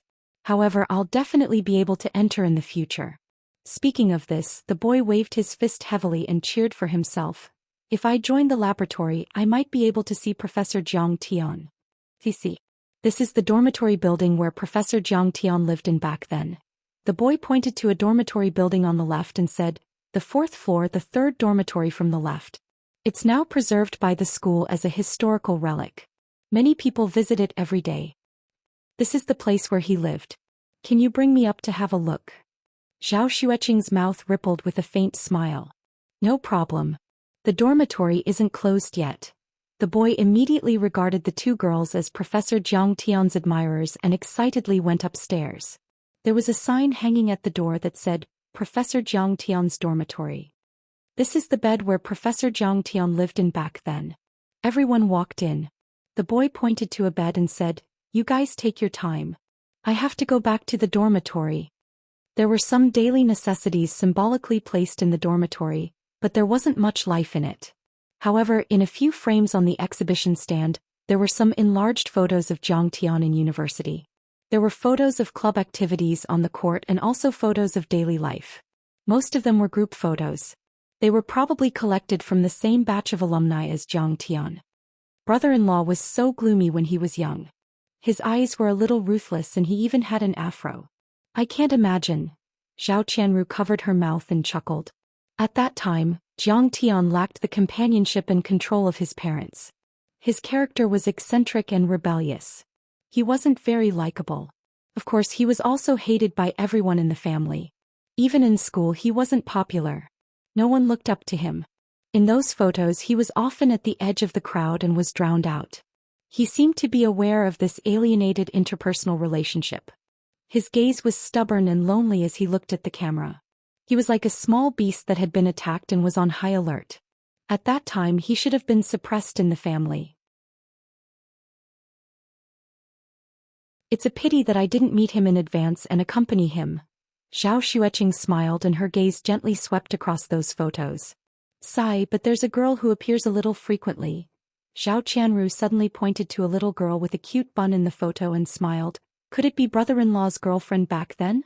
In the photo, Huang Linger was holding Zhang Tian's arm and leaning her head on Zhang Tian's shoulder. She smiled sweetly and looked at the camera with a little shyness. It's possible. Zhao Xueqing stretched out her slender fingers and stroked Huang Linger in the photo. She smiled and said, when your brother-in-law was young, he was very popular with girls.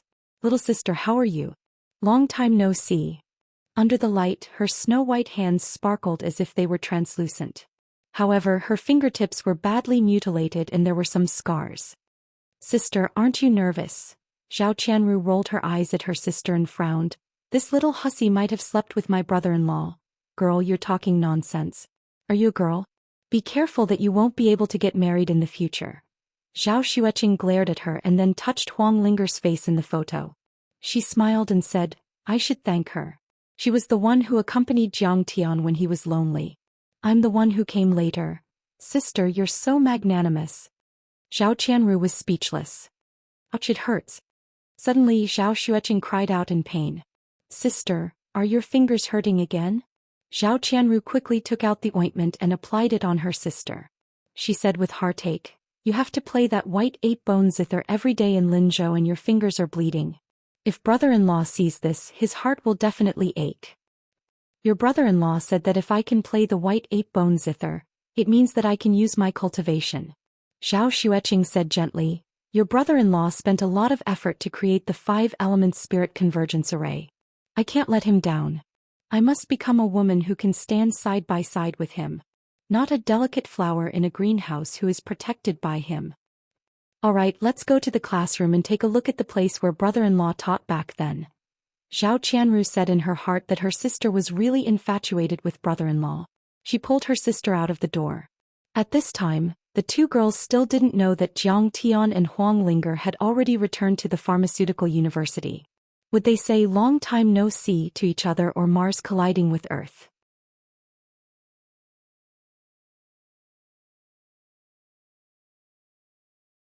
Chapter 261. Zhang Tian drove Huang Linger home. Along the way, Huang Linger wanted to say something but hesitated. She kept stealing glances at Zhang Tian's side profile. You and my dad know each other, right? When they were almost at school, Huang Linger finally couldn't hold back. She frowned and asked, You seem to have taught in the pharmaceutical university before. Yes. My name is Zhang Tian. I'm the person in charge of the Medicine King Group's laboratory. I used to work with your dad for a while. You can call me Teacher Jiang. I know it's you. However, I seem to have met you even earlier than that. It seems like we are very familiar with each other. Huang Linger lowered her head and frowned. She said with a distressed face, But I don't seem to remember it. What's wrong with my head? Whenever I think about it, I get a headache. Zhang Tian felt a throbbing pain in his heart. However, he pretended to be relaxed and said, Maybe I have a common face. No, it's not like that. Huang Linger shook her head violently. Then she lowered her head and covered her face with her hands. She said with a trembling voice, It's not like that. Something must have happened between us. But I really can't remember. Don't think too much. Zhang Tian sighed helplessly. It seemed that her memory was too deep. Even his divine sense couldn't be completely erased. In the future he had to stay away from her. Otherwise she might remember it. However, today's incident was really sudden. He had to appear. Maybe I remembered wrongly. Huang Linger sighed in distress. She looked at the blurred lights outside the window and gradually calmed down. Zhang Tian parked the car at the school gate. He bypassed the library and walked toward the staff residence on the side of the campus. It was already 11 o'clock at night. The campus was very quiet. Leaves fell from the trees from time to time. The street lamps sprinkled bright yellow light, enveloping the two people walking silently. Put it on. Seeing that she seemed a little cold, Zhang Tian took off his short windbreaker and put it on her shoulders. Thank you, Professor Jiang. Huang Linger smiled sweetly. You're welcome. Teacher Jiang, you don't have to send me off. Thank you for today. At the entrance of the residence, Huang Linger turned around, looked at Zhang Tian and bowed deeply. It's okay. I'm your dad's friend. Zhang Tian smiled stiffly. Huang Linger returned the coat to Zhang Tian. She wanted to say something but hesitated. With tears in her eyes, she looked at Zhang Tian and whispered, Professor Jiang, can I hug you? She was shocked by her own words. She also knew that it was very impolite and even a little strange, but she couldn't control her surging emotions at all. She looked at Zhang Tian with an aggrieved and pleading expression, and sparkling and translucent tears flowed from her eyes.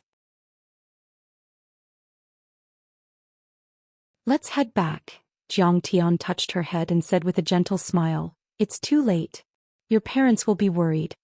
Just at this moment, a pleasantly surprised voice called out, Brother-in-law, so you're here. Zhang Tian turned his head and saw Zhou Xian and her sister walking over. He was also surprised and smiled. Why are you guys here?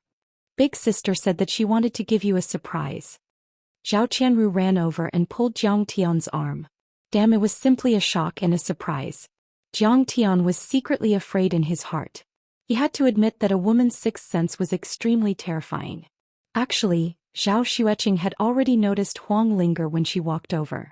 After being stunned for a moment, she said with a smile that was not a smile, Zhang Tian, this is... She had already recognized that she was the girl beside Zhang Tian in the photo. However, she was much more mature and her figure was taller and more exquisite. She was even more charming than before. She thought to herself that Zhang Tian's taste in picking girls was pretty good. This girl's face was pretty and she had a scholarly air about her. She was intelligent and had a kind of reserved and deep beauty. The more she looked at her, the better she looked. However, she believed that Zhang Tian was a person who knew his limits. Even if she had a relationship with Zhang Tian would not act recklessly. She believed that she was an admirer of Zhang Tian. After all, the current Zhang Tian's charm was astonishing. Moreover, she had also seen clearly from behind that the two of them had walked far away, but they had always maintained a distance. However, her eyes were filled with tears and there were also tear stains on her face. What was going on? Oh, this is Professor Huang Zhihui's daughter. I just happened to bump into her, so I sent her back. Linger, this is my wife, Zhao Xian, and this is my sister-in-law. Zhang Tian smiled and introduced the two of them. Hello, Madam Jiang. Huang Linger quickly bowed and her face was already blushing. He was secretly surprised. How could Teacher Zhang's wife be so beautiful? Her figure and appearance were first-rate, especially her temperament. She was ethereal like a fairy. She was much better than those female celebrities on TV. Only a woman like this could be worthy of Zhang Tian. She sighed in her heart, but also felt a little embarrassed and ashamed. She had actually asked for a hug from Zhang Tian. Fortunately, Zhang Tian did not hug her. If she had seen it, it would be hard to explain. "All right, you can go back." Zhang Tian smiled faintly and waved his hand, letting Huang Linger go first. "And goodbye, Teacher Jiang." "Goodbye, Madam Jiang." Huang Linger bowed again and then turned to leave. Zhao Xueqing and her sister and Zhang Tian walked toward the school gate. They did not drive and they wanted to take Zhang Tian's car home. This little girl is quite lively. "Zhang Tian, do you have any thoughts?" Zhao Xueqing raised her eyebrows and her clear eyes looked at Zhang Tian. "What nonsense are you talking about? We're really just friends." Zhang Tian was shocked and then he quickly changed the topic. "Why are you suddenly here?" "I've already absorbed most of the spiritual energy from the 5 elements spirit gathering formation. I'm here to make a surprise attack and see if you're hiding a mistress in your golden house." Zhao Xueqing looked at Zhang Tian mockingly and smiled faintly. "Absolutely not, I've always kept my chastity for you, okay?" Zhang Tian wanted to swear. His heart trembled. Damn Qing'e. She's not that easy to fool, she can't even change the topic. "What happened to your hand?" Suddenly, he noticed that Zhao Xueqing was wearing gloves and the weather was not cold at all, so he asked suspiciously. "Nothing. Some time ago I was cooking and my hand hurt." Zhao Xueqing avoided the topic. "What?" She didn't listen to my advice and insisted on talking about the white ape zither. "Let me see." Zhang Tian grabbed her wrist and took off her gloves. He saw that the 5 fingertips were bleeding and there were wounds all over. Even the fingernails were broken, revealing the pink flesh. "It's okay, it's just a small injury." Seeing that Zhang Tian's eyes were red, Zhao Xueqing comforted in a gentle voice. "It'll be fine in 2 days. Sigh, don't play anymore, I'll help you find the daughter flower as soon as possible." Zhang Tian sighed and then said firmly. "Little sister Qing'e, you're here." After returning to the mansion, Yiziwei was also very surprised to see that Zhao Xueqing had come, and she held onto her little hand and asked a lot of questions. "Big sister Ziwei, I'll be able to finish absorbing the spell formation set up by Zhang Tian in 10 days. Zhao Xueqing smiled. "In the future I'll be able to live in Jinling and accompany Mom, Dad and Big Sister Qing'e every day." "Hee, that's great, Dad, Mom and Dad are all anxious to have grandchildren." Yiziwei smiled teasingly. "You guys talk, I'm going to take a shower." Zhang Tian's face darkened and he hurriedly dashed into the bedroom. "Why don't you go take a shower with Zhang Tian?" Yiziwei giggled. "No, you should go." Zhao Xueqing teased. I don't care about him." Yiziwei smiled. "When I came to the Jiang family he was only 6 or 7 years old. I've seen his but countless times." The 3 women let out a burst of bell-like laughter and Zhao Xueqing was overjoyed. "Forget it, I'll take a shower with you later, Big Sister Ziwei, and I want to sleep with you tonight. Then Zhang Tian will hate me to death. You guys are like newlyweds." Yiziwei teased. In fact, she already had some understanding in her heart. Zhang Tian sent Huang Linger back and came back with Zhao Xueqing, so Zhao Xueqing must have met Huang Linger and wanted to ask her about it.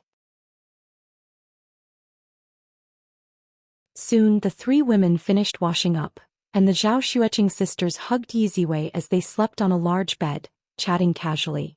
In the end it was the godly assistant Zhao Qianru who couldn't hold back her curiosity and asked, "Big Sister Ziwei, do you know Huang Linger? I think she's a little abnormal with brother-in-law."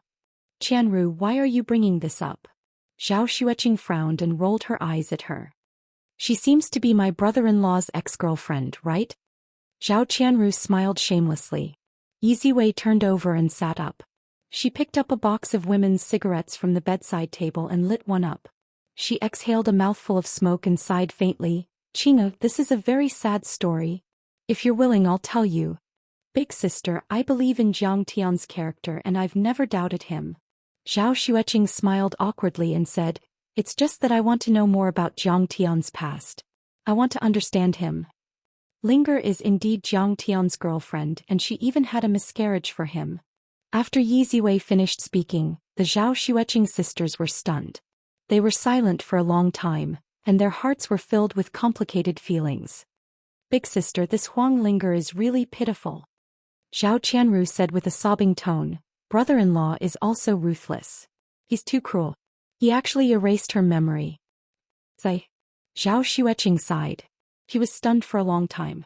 She did not say anything. Her eyes were blank and empty as she looked at the ceiling.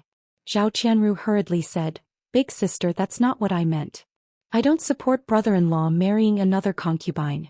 If she wants to fight for favor, I will definitely stand on your side and beat her up. She doesn't even remember Jiang Tian now. What's the point of fighting for favor? Yiziwei exhaled a mouthful of smoke and shook her head with a bitter smile. Jiang Tian is really too good to me. His heart must be tormented. Zhao Xueqing's eyes turned red. She wiped her tears and said, Actually, Linger has also done a lot for him, right? He is a person who values friendship. How guilty and tormented he must be in his heart. The problem is that she can have anything else, but what she wants is love. Jiang Tian already has you, so how can he give it to her? Yiziwei said. Big sister, as long as a man has some ability, which one of them is not a womanizer and has 3 wives and 4 concubines. Zhao Xueqing smiled and said, Jiang Tian is so outstanding. Actually, a cripple like me is not worthy of him. If there are other women who like him and can accompany him and assist him if he is also interested, I will not stop him. Stop. Yiziwei hurriedly waved her hand and said, Qing'a, don't go astray. It's not easy for you to be in such a state. How can you give Jiang Tian to someone else? And I'm not giving Jiang Tian away. It's just that when it comes to matters of the heart, who can say for sure? Let nature take its course. Zhao Xueqing thought of Huang Linger's tear-filled face and her heart throbbed with pain and sadness.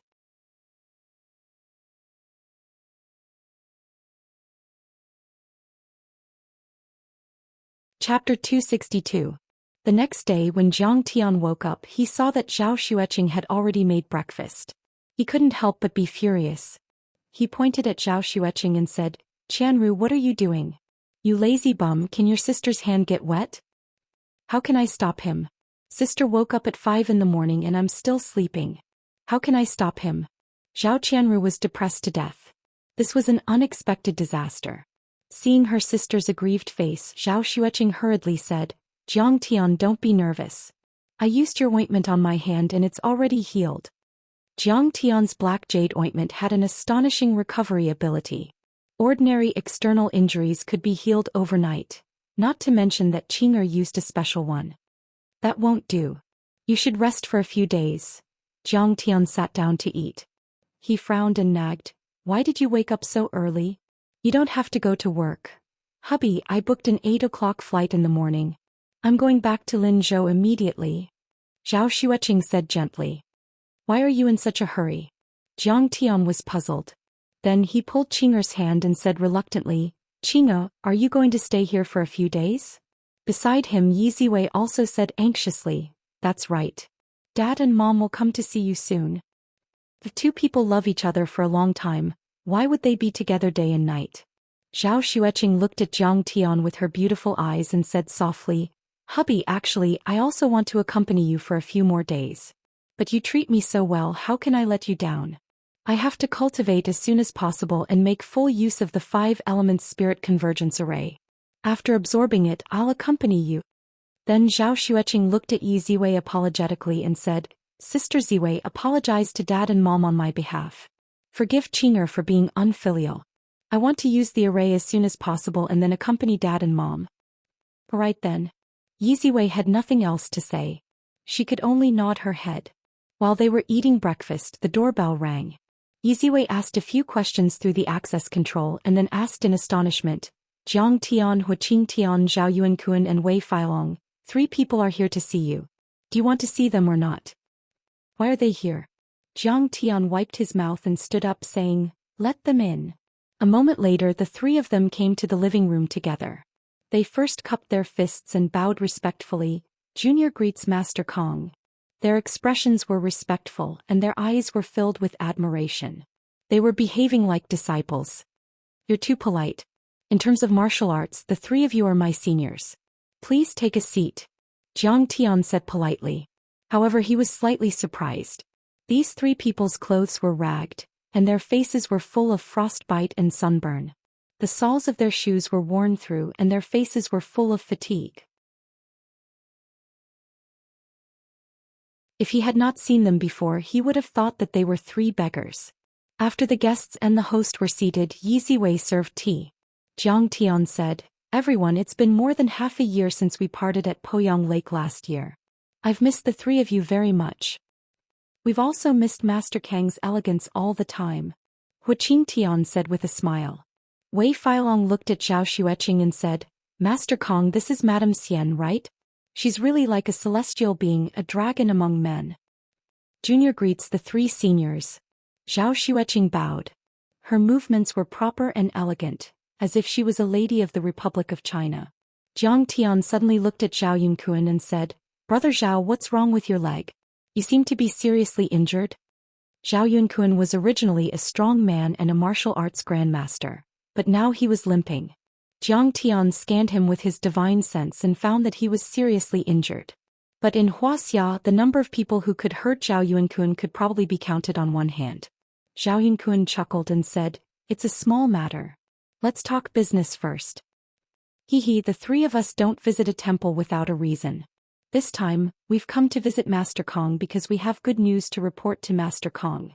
Hu Qingtian's eyes turned cold and he went straight to the point and said, "Master Kong, there's news about the princess flower." As soon as these words came out, the entire place became silent. No one could make a sound. "Really?" Jiang Tian was in disbelief. His heart almost jumped out of his throat, and his hands were trembling with excitement. Hu Qingtian took out a photo from his pocket and handed it to Jiang Tian, saying, "Master Kong, please take a look. It's the princess flower and it's 500 years old. It's about to mature." "Where is it?" Jiang Tian was even more shocked. In the photo, snowy peaks towered in the distance and thousands of miles were sealed in ice.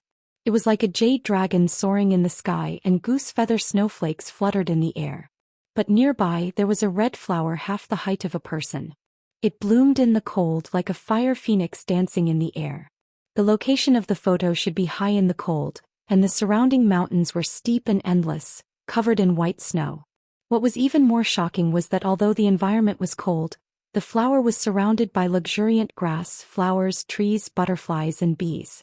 A stream flowed by, forming an oasis that was like spring all year round. "It's really the princess flower. We didn't work for nothing." Wei Feilong and Zhao Yunkuan slapped their thighs and smiled with relief. "Finally found it, I finally have a pity to cultivate." Zhao Xueqing's mind was agitated and she cried tears of joy. Her beautiful eyes seeped out big drops of tears, and her body went soft, almost falling. Reporting to Master Kong, this princess flower grows on the north slope of Mount Everest. Hu Qingtian smiled and said, "Master Kang's matter in the eyes of us martial artists is a big matter. After parting at Poyang Lake last year, the three of us tried everything to find this princess flower. According to the information provided by Master Kong, this flower likes cold places, but it also emits a scorching aura. So the three of us led many disciples into the highlands, climbed the snowy mountains and visited the famous mountains and rivers. Finally we found this princess flower. Wuxia was vast and there were thousands of mountains and forests. It was easier said than done to find a small princess flower in these thousands of snowy mountains. It was no exaggeration to say that it was like looking for a needle in a haystack. There was no need for Hu Qingtian to describe in detail. Jiang Tian already knew how big of a project it was. Hu Qingtian smiled bitterly and said, "That day the three of yous climbed Mount Everest and finally found the princess flower. Just as we were about to pluck it, a monk came and attacked us. Sigh, that old monk was so strong. My skills were not as good as his and I was actually hit by him. My leg has been damaged ever since." Zhao Yunkuan sighed and shook his head. "We knew we were no match for him, so we could only retreat. We did not bring the princess flower back. We have made a fool of ourselves in front of Master Kong. If I made a fool of Brother Zhao, would I still be human? I owe you a big favor." Jiang Tian stood up, cupped his fists and bowed deeply. "Master Kong is too polite." The three of them quickly stood up and returned the bow. "Brother Zhao, let me take a look at your leg." Jiang Tian gestured and Zhao Yunkun immediately rolled up his pants. There were strange patterns on his leg that formed a stack of green lotus flowers. The lotus flowers exuded a chilling aura, causing the surrounding temperature to plummet. White fog filled the air, making it look very strange and eerie. The muscles on his injured leg had atrophied badly. It was as if he was just skin and bones. Parts of his leg had already rotted and emitted a foul stench. This is a telekinesis talisman. It's a type of psychic attack. Jiang Tian said curiously, this kind of green lotus-like talisman will restrict and deprive your body of qi and blood. It's very different from Wuxia's true qi. A sharp glint flashed across his eyes. He asked calmly, was it that monk who attacked you? Where did he come from? Even the three of you were no match for him? Yeah, I lost count of how many times I fell along the way. I can't even walk properly. Zhao Yunkun smiled bitterly. That person should be the #1 monk in India, Master Qinglian. 30 years ago he came to Wuxia's Shaolin temple to preach. The old man saw him once. Hu Qingtian said sternly.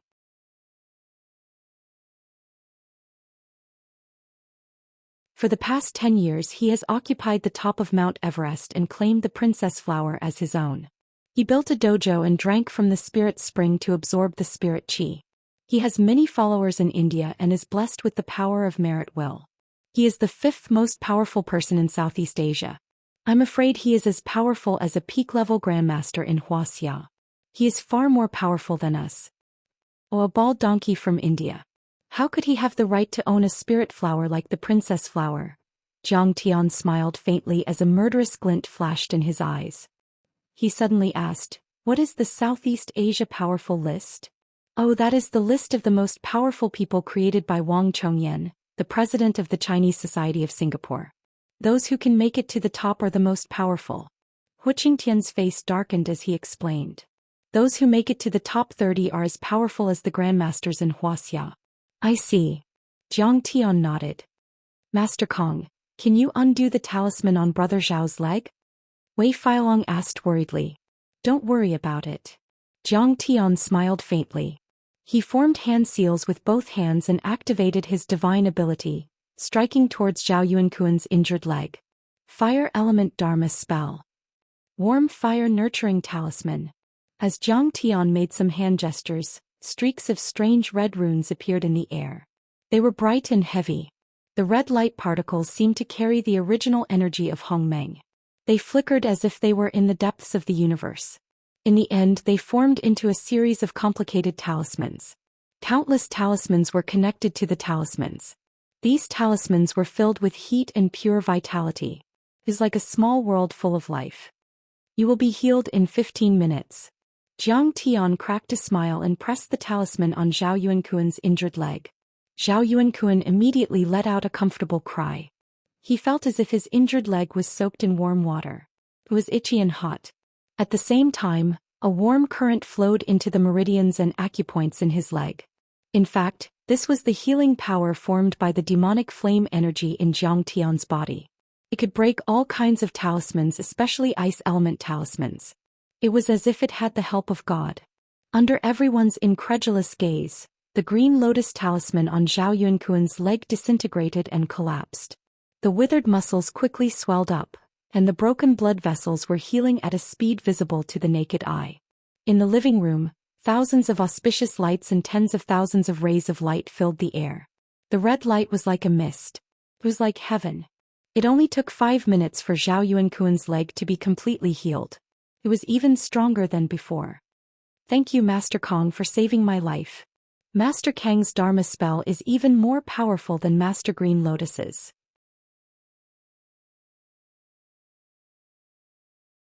The three of them were grateful and impressed. They quickly bowed to Jiang Tian with the most respectful attitude in their lives. Don't mention it. After sitting down again, Jiang Tian immediately rolled up his sleeves and said impatiently, I'm going to get the princess flower. Don't let that old bald thief eat it first. Do you want to come?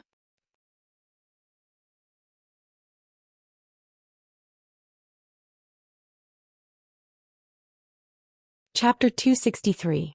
Master Kong, don't worry. Wei Feilong smiled and said, the three of us only have one presumptuous request. We don't know if it's appropriate, but we hope that Master Kong can make it clear. President Wei, you're too polite. There's no harm in asking, Zhang Tian said with a smile. It could be said that he had always kept a respectful distance from the martial arts world in Wuxia. As long as they didn't provoke him, he would mind his own business. But at this moment, in order to help him find the D-Daughter flower, these three gurus had gone through a lot of hardships. They had visited many famous mountains and rivers in half a year, and their mountaineering shoes were worn out. Even though Zhang Tian's state of mind was as stable as a rock, he was still somewhat moved. The distance between Zhang Tian and them suddenly narrowed a lot. He had already regarded them as his own people. Otherwise he wouldn't have bothered to treat Zhao Yuankuan's injury. Wei Fialong was also a man of wisdom. He felt the change in Zhang Tian's mood and was happy in his heart. He said, "We plan to set up a heavenly alliance with Master Kong as the core. Anyone who follows Master Kong and receives guidance from Master Kong will be a member. The realm must be above the transformative stage." Heavenly alliance. What are you doing? Zhang Tian frowned slightly. In the past 6 months, we have received information that many martial artists and supernatural ability people from all over the world have stepped into Wuxia and set off a bloody storm. They treat our martial arts world in Wuxia as if there's no one there. Hu Qingtian said worriedly, "The members of our Heavenly Alliance will follow Master Kang's lead and follow your orders. We will show our butcher's knife to these invaders and kill them all the way. In the battle, we will no longer use the name of our family or sect, but Heavenly Alliance. In this way you will not make me famous in the martial arts world in Wuxia, but make me famous all over the world." Zhang Tian looked at them with a faint smile. "We know that Master Kong is like the clear wind and the bright moon, with lofty aspirations and unsullied reputation. This is indeed a joke by Master Kong." Wei Fialong smiled apologetically and said, "This is just to defend Wuxia's martial arts world against external insults and to hold our heads high." Zhang Tian frowned and said, "But as far as I know, the Wuxia Long Formation was also established to defend against foreign experts. Won't we be usurping the role of the host by doing this?" Master Kong doesn't know. Wei Fialong sighed and said awkwardly, "Yi Zhantian is obsessed with martial arts. He once went into seclusion for 10 years in order to reach the peak of martial arts and step into the immortal state. These mundane matters. All right, do as you please." Zhang Tian scanned the crowd and said slowly, "Since all of you are diligently pursuing the martial Dao, I will also give you some pointers on the martial Dao. I can also share my elixirs and formations with all of you." "Thank you, Master Kong. We will never forget Master Kang's kindness for the rest of our lives." The three of them were overjoyed and knelt on the ground together. Wei Fialong was so moved that he even cried. They knew that Zhang Tian was only in his 20s and had stepped into the peak of the transcendent state and the truth of the immortal state. He could be said to be extremely talented and was a cultivator that was hard to come by in 100 or even 1,000 years. To be guided by such a genius could be said to be a once-in-a-lifetime opportunity that could not be bought with money. At this moment, they felt that the hardships they had endured for the past 6 months were all worth it. "Get up."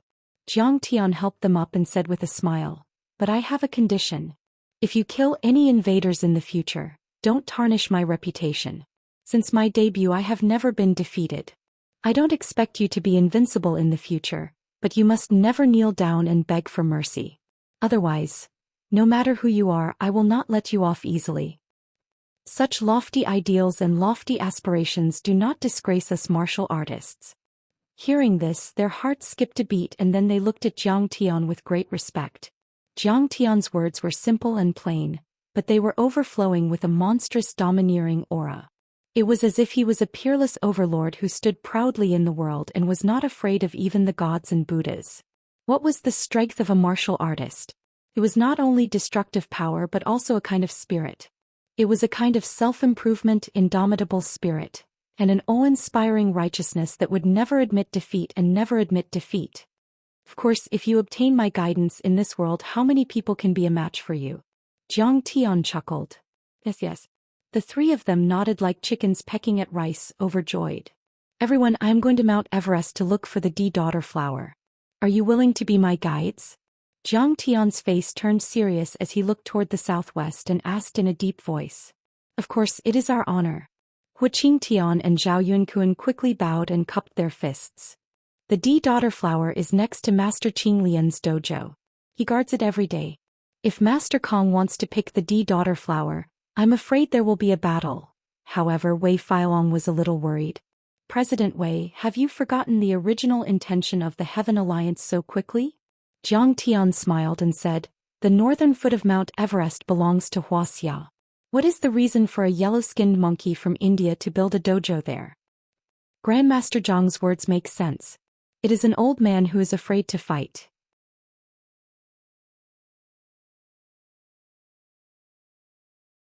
Wei Feilong bowed and cupped his fists, looking ashamed. An inch of land, an inch of blood, an inch of land. Jiang Tian suddenly stood up. The moment he straightened his body, a strong and sharp aura was emitted. He was like an unsheathed sword, as if he could cut through the 9 heavens and 10 lands. Only then did he reveal his true colors as a Taichu celestial lord. I want to kill Master Qing Lian and use his blood as a sacrifice for the Heaven Alliance. Although Jiang Tian's words were simple, they were domineering and powerful, shocking everyone. Jiang Tian, this time I must go with you. Zhao Xueqing held Jiang Tian's hand. Her eyes were red and her pretty face was full of worry. In order to help her find the D-Daughter flower, Jiang Tian had caused a ruckus in the Martial Arts Alliance conference. He was already in danger. Now, as the most powerful person in India, Master Qing Lian was not even a match for the 3 grandmasters. His strength was terrifying. Qing'er, it is useless for you to go. Jiang Tian persuaded her gently. Cultivate well in Linzhou. Ghost kick Li Jinwei and the rest will be there to protect you. Although Qing'er was unwilling, she knew that Jiang Tian was telling the truth. She would only be a burden to Jiang Tian if she went there. She thought for a long time and said reluctantly, I will listen to you. But you have to promise that you will not be hurt and that you will return safely. Don't worry. Master Qing Lian is no match for me. Jiang Tian said and walked out of the door without looking back. He had an indomitable spirit. When Jiang Tian, accompanied by the 3 grandmasters, set off in the southwest direction, toward the Tibetan area, toward Mount Everest, a secret message began to circulate among the upper echelons of the world's powerful organizations. A picture was placed in front of all the major underground organizations around the world. This picture was the picture of the D-Daughter flower that Hu Qingtian had shown to Jiang Tian. This is the catalytic spirit spring. It is definitely the purest form of catalytic spirit spring. It can stimulate the potential of the human body and achieve the evolution of the human body, turning ordinary people into talented arcanists. It must be. Look at those plants that can only grow in the tropics. They are growing on Mount Everest. How strong is its vitality? Immediately, the upper echelons of the underground organizations came to a conclusion. Moreover, it is an endless supply of catalytic spirit spring. It has formed an inexhaustible source of catalytic spirit spring. An arcanist exclaimed. Drinking a mouthful of catalytic spirit spring can stimulate one's potential, not to mention so much of it. Go get the catalytic spirit spring. If you drink so much catalytic spirit spring, you will become a peerless powerhouse and step into the immortal state. Many people were tempted.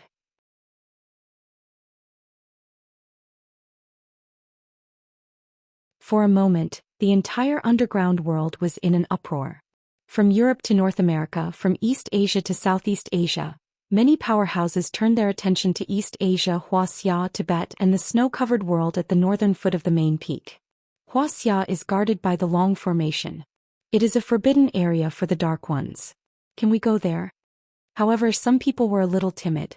We can take a detour from India and Nepal. After plucking the princess flower, we can run away. Someone suggested. Take a detour from Nepal? Southeast Asia is the territory of the Chinese Society of Singapore. Wang Chongyan will skin you alive. Someone calmly analyzed. Moreover, all the major forces have been alerted. Japan's Sakura Society, Russia's Winter Soldiers, America's Blue Storm, Europe's Pantheon, the Covenant of Darkness. How powerful are they? I'm afraid they will turn the world upside down. The weak will die if they are caught in the crossfire. Also, I heard that the #1 monk in India, Qing Lian, built a dojo there 10 years ago for the catalytic spirit spring. Will he just sit back and watch everyone take it away? As soon as that was said, many of the Dark World's powerhouses fell silent. That was right. The news had been leaked. The catalytic spirit spring could be said to be the favorite of all the major organizations in the world. When the time came, the overlords would gather and they would fight to the death. Ordinary people would be nothing more than cannon fodder. Was it worth it to increase their combat power? Most of the small and medium-sized organizations had given up on the idea. However, some of the superforces were unwilling to give up. The International Spell Conference is going to be held in Singapore. Unfortunately, the Divine Herb and the Catalytic Spirit Spring have appeared. In the past year, the Chinese Society of Singapore has lost a few elites. Master Kuman Thong Baong of the Heavens, ancient Muay Thai expert Meng Kong, and many others. If we don't increase our strength, I'm afraid that the Sakura Society and the Great Circle will suppress us. This is a once-in-a-lifetime opportunity. We can't miss it. In the Singapore Chinese Club, inside a magnificent European-style hall that was brightly lit, an old man in his 70s stood tall and straight. He had a pair of sharp eyes as he presided over the meeting. He was Wang Chongyan. He was already 110 years old, but he was still hale and hearty. Wang Chongyan was known as the Guqin sword master. He was able to form qi weapons from the strings of the Guqin and produce soul-breaking demonic sound. He was at the peak of the transcendent state and was rumored to have reached half a step away from the immortal state. He was on the same level as Yi Tianren, the father of Yi Zhantian. He was much more powerful than Lin Zhenyu, Hu Qingtian, Hong Tianzhao, and many others. He was already famous during the Republic of China.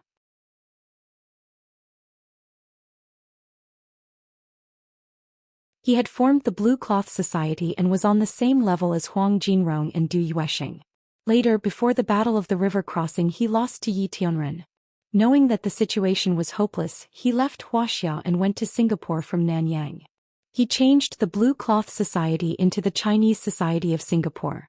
There were Wuxia spellcasters, martial artists, and Nanyang sorcery masters.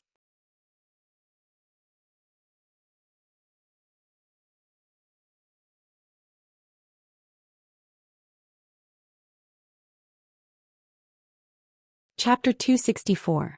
By now, the Chinese Society of Singapore was no longer limited to Singapore, but had spread to the entire Southeast Asia. Many ship tycoons, hotel tycoons, and tycoons were under his protection. In Singapore, even the Prime Minister had to show him respect. He was like the king of the land. But Yi Zhantian is in charge of Wuxia. Will we be in trouble if we go there? Oyila the Immortal Reach asked with furrowed brows. Her appearance was aged, and she had the skin of a chicken and the head of a crane. Her feet were thin and her figure was stooped. She wore a black cloak and held a withered wooden cane in her hand, and her entire body emitted a ghastly and gloomy aura. She was a famous sorcerer in Malaysia and ranked 4th on the Southeast Asian power ranking. She was an expert in black magic and was an expert in black magic. Legend had it that she could kill someone from 100 miles away. In Malaysia, she was like the Grand Preceptor and had many followers. Wang Chongyan's face darkened as he heard her words. He sneered and said, Yi Zhantian is nothing. If not for his father Yi Tianren's Dharma artifact, he would not have been able to defeat me. He was a powerful cultivator of the same generation as Yi Tianren and had a grudge against the Yi clan. How could he take Yi Zhantian, a junior, seriously? That Master Green Lotus is cultivating in the territory of Wuxia.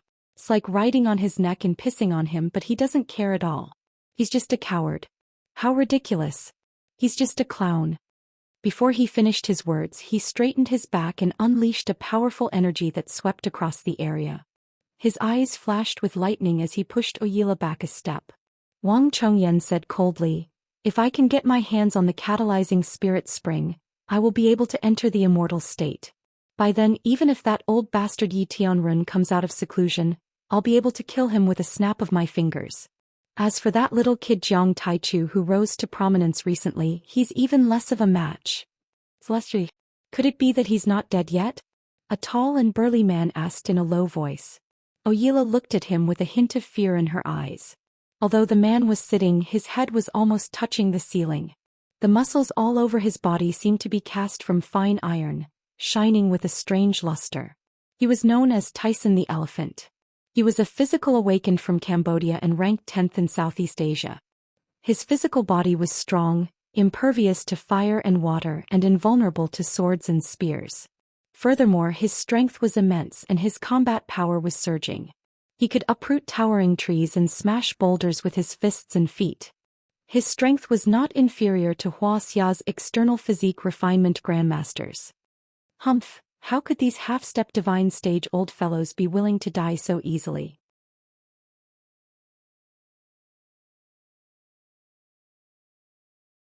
It's just that he's afraid of nuclear weapons, so he's been training in seclusion. Wang Chongyan snorted coldly and stood in front of the window with his hands clasped behind his back.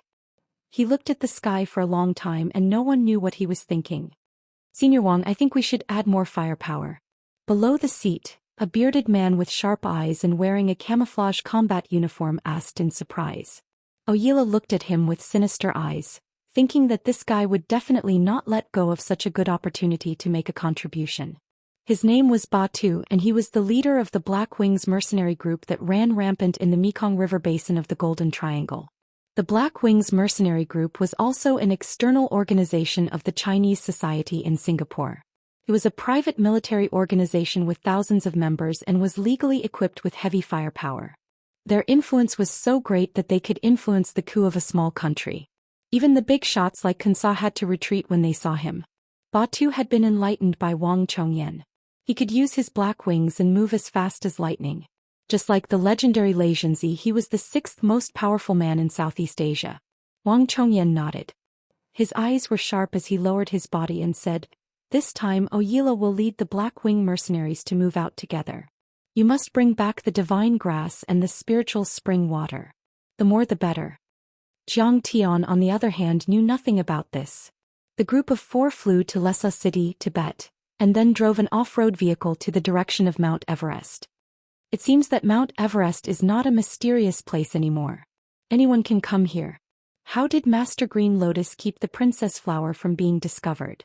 The vehicle stopped at the foot of Mount Everest. The four of them got out of the vehicle and scanned the surroundings. Jiang Tian could not help but frown. There was a stretch of tents at the foot of Mount Everest. There was also a lot of trash, human excrement, climbing equipment, and so on. Mount Everest was now the most sought-after mountain climbers from all over the world. They were wearing windbreakers, down jackets, one-piece hiking shoes, headlamps, climbing ropes, and oxygen packs. Mount Everest was the highest mountain in the world. It was extremely cold, lacked oxygen, and was very dangerous. The mortality rate of climbing Mount Everest was as high as 4%. He built a Green Lotus temple there and set up a small concealment array. Hu Qingtian replied, "It looked like a fog. It took us a long time to find it." "Oh, I see." Jiang Tian nodded slightly. Although Jiang Tian was known as Kong Teichu in the martial arts world of Wuxia, no one could recognize him standing in this place. However, the appearance of the four of them attracted a lot of attention and discussion. "Oh my, he's only wearing a long-sleeved shirt.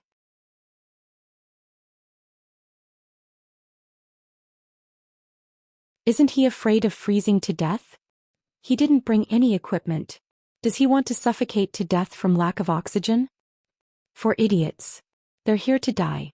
This place was already 2,000 meters above sea level, and the temperature was very low, reaching below zero. Even a drop of water would turn into ice. However, Jiang Tian was only wearing a thin cotton shirt, and the three master-level masters were only wearing normal mountaineering clothes which were relatively thin. For a moment the climbers looked at Jiang Tian as if he was an idiot. Their eyes were full of mockery and ridicule. "Isn't that Zhang Yilan's cousin Jiang Tian?" Suddenly, a girl sitting on a rock and cooking rice in a pressure cooker saw Jiang Tian. She was slightly stunned and murmured subconsciously. Behind him sat an old man who was about 60 years old. He looked a little weak and was wearing an oxygen mask to take in oxygen. Jiang Tian turned his head subconsciously and glanced at the girl. Her voice was very low, but how could she avoid Jiang Tian's divine sense? Jiang Tian also found the girl a little familiar, but he couldn't figure out her identity at the moment. Seeing Jiang Tian looking at her, the girl was more certain of Jiang Tian's identity. She walked quickly and said with a smile, "Jiang Tian, I'm Gu Qingqing, Zhang Yilan's classmate. I went to Linzhou to find you before. Are you feeling better?" "Oh, it's you." Jiang Tian patted his head and smiled as if he had suddenly realized something. "Why are you here?" Zhang Yilan was the daughter of the fourth uncle of the Zhang family in Yanjing. He had always been close to her. When she was a child, she was seriously ill and had been taken care of by Jiang Zhixing for a few years. However, when she recovered, she returned to the Zhang family. Now she should still be studying at Yenjing University. Zhang Yilin had been very close to Jiang Tian since she was a child. It could be said that in the cold and heartless Zhang family, only Zhang Yilin and his fourth uncle's family had brought him a little warmth. After Jiang Tian caused trouble and left Linzhou, she had asked Gu Qingqing to go to Linzhou several times and left tens of thousands of yuan. At that time, Jiang Tian had already been poisoned by Wu Chaohui, so he had a very vague memory of Gu Qingqing. Oh, my dad and I are doing an archaeological project to find a relic. What about you? Are you here to travel and climb mountains?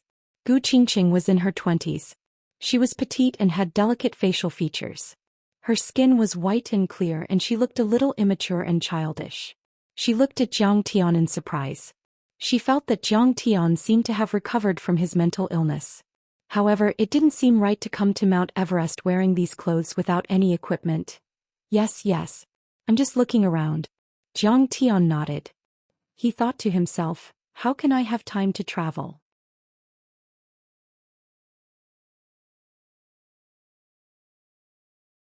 Why are you wearing so little clothes? Gu Qingqing ran into the tent and pulled out a mountaineering jacket for Jiang Tian. She said, this is my dad's. Should fit you. Hurry up and put it on. Come and eat something. With Jiang Tian's physique, although he was still immortal, he had been tempered by the chaos creation incantation. How could this little bit of cold and lack of oxygen hurt him at all? However, seeing Gu Qingqing's good intentions, Jiang Tian couldn't refuse, so he put it on. There's some yak meat stew here. If you want to climb Mount Everest, you need a lot of stamina and nutrition. Gu Qingqing opened the pressure cooker and filled a few bowls for Jiang Tian and the others. Jiang Tian saw Gu Qingqing's warm and considerate attitude and had a good impression of her. He sat on the stone and chatted with her while eating. Old mister, how should I address you? Jiang Tian ate the yak meat in big mouthfuls. Tasted good. You flatter me. My name is Gu Baixian. I'm from the Gu family in Yenjing. I'm a professor in the Department of Archaeology at Yenjing University. Gu Baixian was wearing a pair of gold-rimmed glasses. His face was pale and blue. He cupped his hands and said weakly, Gu Baixian? Who is Gu Songhai to you? Hu Qingtian was suddenly stunned and interrupted. That's my big brother. Do you know him?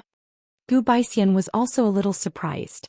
The Gu family was a small martial arts family and wasn't very famous in Wuxia.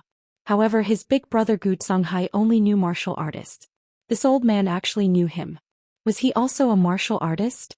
And he seemed to be Jiang Tian's follower. Then who was Jiang Tian? Oh, I've heard of him but I've never met him. Hu Qingtian frowned. Since the Gu family was a martial arts family, why would they have someone who was an archaeology professor? Moreover, this person's aura was weak and he didn't seem to have any martial arts cultivation. It was really strange. Old Mr. Gu, your body seems to be a little weak. Jiang Tian looked at Gu Baixian, who was wrapped in a sleeping bag and leaning against a stone, and said with a smile. Yes, I'm old and useless. I've been an archaeologist all my life and have explored all kinds of famous mountains, rivers and underground caves. I've been to Mount Everest 5 or 6 times. I didn't expect that I would almost die before I even reached the foot of the mountain. Gu Baixian said with a bitter smile, panting. Old Mr. Gu, let me take a look for you. Jiang Tian didn't wait for him to refuse. He took his pulse and scanned him with his divine sense. Old Mr. Gu, you must have fallen ill 5 years ago. Your whole body feels cold and your qi and blood are not flowing smoothly. When it's cloudy, rainy or snowy weather, your chest will ache faintly and you'll feel dizzy. In severe cases you'll even faint. Jiang Tian said indifferently. Jiang Tian, how could you tell?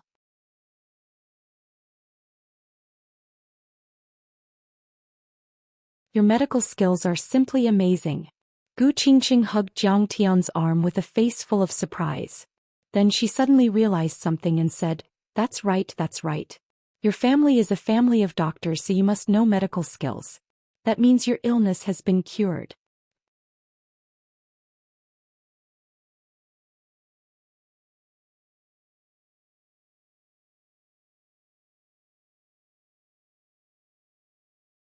Chapter 265. Ahem, you're taking advantage of me. Feeling the softness in his arm, Zhang Tian coughed awkwardly. Gu Qingqing blushed and quickly let go of Zhang Tian's arm.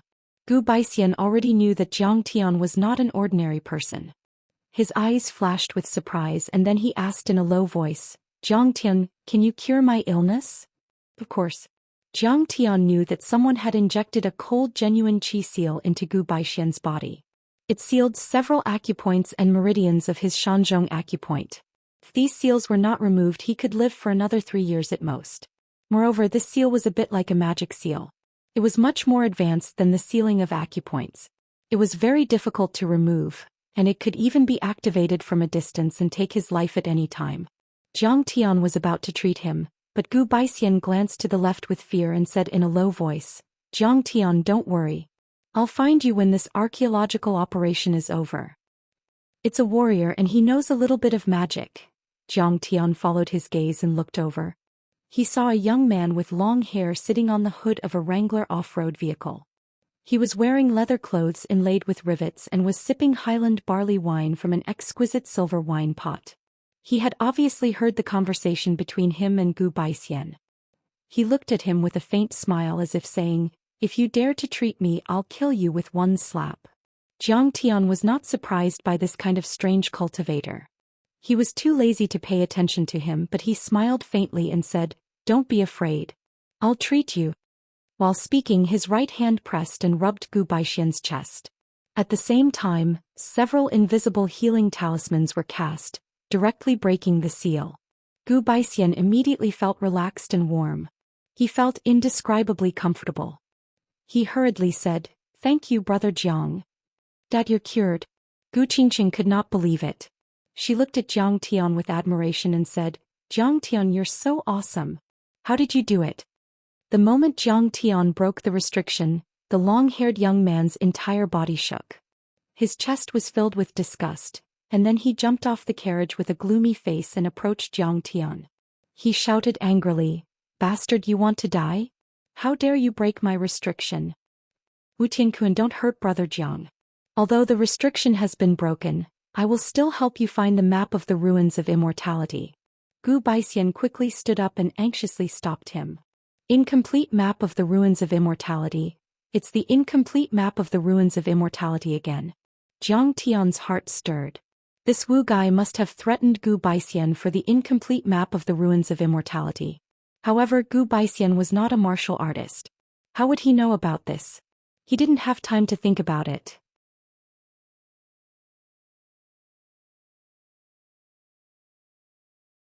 He slowly stood up and said with a smile, my family has been practicing medicine for generations. It's my responsibility to save lives and heal the injured. Did I offend you? If you scram now, I'll spare your life.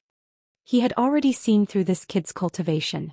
Although he was a cultivator of both magic and martial arts, his martial arts were only at the peak of internal force, and his spells were only at the entry level. This kind of strength could allow him to do whatever he wanted in the secular world. But in Zhang Tian's eyes it was nothing. If you're crazy. How dare you break my restriction and tell me to scram? Do you know that I'm from the Wu family? Wu Tiankuan smiled proudly and said, in the Yungrei Tibetan area, the Wu family is the overlord. If you provoke me, you'll die very quickly. He seems to be Hero Wu's grandson. Hu Qingtian and the others looked at each other and then advised, little brother, don't do anything. This is Master Kong. I don't care if he's Master Kong, Master Onion or Master Garlic. He's going to die today. Wu Tiankuan laughed proudly, pointing at Zhang Tian as he spoke arrogantly. Before he could finish his words, Zhang Tian slapped him across the face. Smack. There was a loud sound. Wu Tiankuan was sent flying a few meters away. He lay on the ground and spat out a mouthful of blood with broken teeth. The person who can threaten me in this world hasn't been born yet. Zhang Tian smiled faintly and said, how dare a piece of trash like you point your finger at me? Even your grandfather wouldn't dare to do that. Wu Tiankuan lay on the ground and shook his head for a long time before he realized that he had been hit. He could not help but be shocked and angry. He got up and pointed at Zhang Tian and shouted crazily, how dare you hit me? Brothers, kill him for me. Immediately, 5 or 6 brothers came out of the car with pistols in their hands. The barrels of the pistols were pointed at Zhang Tian, and they surrounded Zhang Tian fiercely. Guns. Something's going to happen. Run. Seeing this, the surrounding mountaineers were scared out of their wits. They ran away in panic, afraid that they would be implicated. Young Master Wu, don't be angry. If you're still worried, just give me another seal. I won't ask anyone to undo it. Don't kill him. He didn't mean it. Seeing this, Gu Baixian was so scared that he almost fainted. He hurried forward and begged. If you dare to kill Zhang Tian, then kill me first. Without me, you will never find the map of the ruins of immortality. Gu Qingqing was also scared out of her wits. She had never thought that Zhang Tian would dare to hit Wu Tianquan. Although Zhang Tian was from the Jiang family of Jinlin City, such a family was nothing compared to the Wu family of southwest China. After all, they were a martial arts family. Although she was so scared that her delicate body was trembling uncontrollably, she still used her weak body to block Zhang Tian.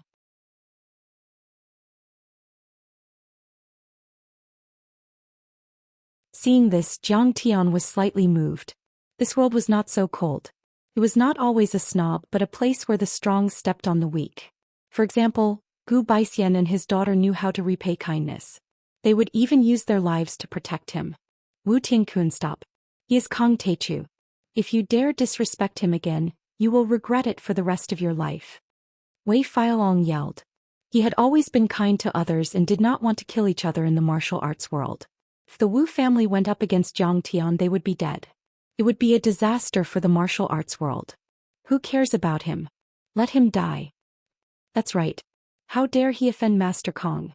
Hu Qingtian and Zhao Yuankun were gloating. The martial arts world had always been filled with disputes. Zhao Yuankun, Hu Qingtian, and Wu Yingxiong were both veteran grandmasters, so there were some conflicts between them. Moreover, Wu Yingxiong had always been arrogant and conceited. He did not take the martial arts world of the Central Plains seriously, and his personality was not likable. Last year, the Martial Arts Alliance conference was held in Gan Province, but Wu Yingxiong did not attend. It was obvious that their relationship had become distant. I don't care what he is. He is too spicy, too long, and too smelly. He will die if he offends me. Wu Tianquan pointed at Zhang Tian arrogantly and bellowed. Kneel down and kowtow to me and I will leave your body intact. Oh, is everyone gone? Zhang Tian looked around and said slowly, then I can start a massacre. What? Wu Tianquan was taken aback. Before he could understand what Zhang Tian meant, Zhang Tian had already made his move. Crack, crack, crack. Zhang Tian directly slashed out a demonic flame chi weapon, like mercury flowing down the ground, directly slashing the bodies of those gunmen. Under everyone's incredulous gazes, the gunmen's bodies instantly exploded. Moreover, they burned with flames that soared into the sky. In the next moment, they turned into red ashes that were blown away by the wind and disappeared without a trace. What? Wu Tianquan was so scared that he almost collapsed to the ground. Demon Flame Chi Weapon, Chi Manifestation, Peak Transcendent State Cultivation. It's him. By then he had figured out Zhang Tian's identity. He looked at Zhang Tian in fear as if he was looking at the devil. Before he could decide whether to fight or kneel down and beg for mercy, Zhang Tian said calmly, "You disrespect me. How dare you disrespect me? I'll cripple your cultivation as punishment." Before he could finish, Zhang Tian flicked his right index finger and the finger aura missed its target. Bang! With a loud bang, Wu Tianquan was thrown 7 or 8 meters away. He lay on the ground like a dead dog. His sternum had caved in and he spat out blood. The finger aura had damaged all of his acupoints and meridians. He would never be able to cultivate again.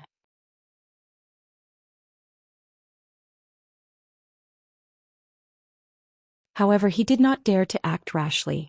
He said with fear, "Thank you, Master Kong, for sparing my life. I deserve it. I will never seek revenge." He is a martial artist? How can he suppress Wu Tianquan? He won't even dare to seek revenge. Gu Baixian's heart was pounding. He looked at Zhang Tian in disbelief. Although he was not proficient in martial arts, he still had some knowledge. Zhang Tian's demonic flame chi weapon and the finger radiance that hit the air to injure people were simply like a god. He was definitely a top expert. Zhang Tian, how can you be so powerful? Gu Qingqing was also shocked. He could not believe it. Wu Tianquan was like a devil in her eyes. She hated and feared him, but in the end, fear prevailed. Just 2 years ago when she went to visit Zhang Tian was still sometimes normal and sometimes crazy. Not to mention when he was crazy, even when he was normal, he was extremely mediocre and useless. But now Zhang Tian had made him kneel and submit with a single move, causing her to revere Zhang Tian even more. Get out of here. Zhang Tian waved his hand. He was too lazy to deal with this kind of ant as long as he did not offend him. Wu Tianquan hurriedly climbed into the off-road vehicle and drove away in fear. After he was far away, the mountaineers slowly returned to the camp.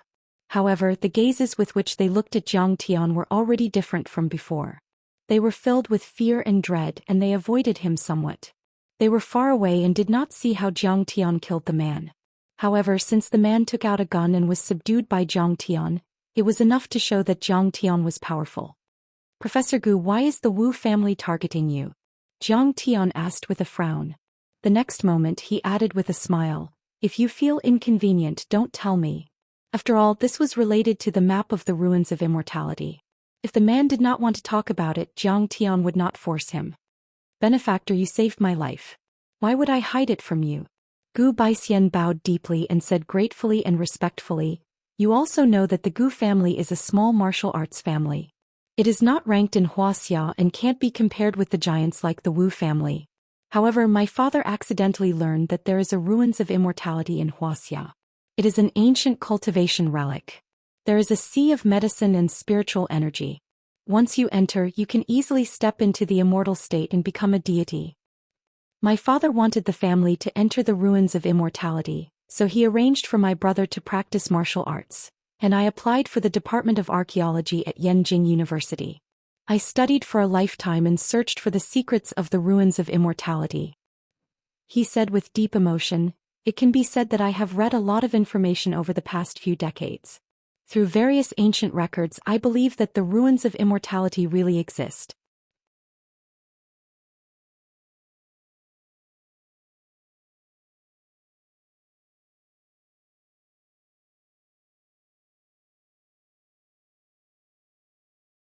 Chapter 266.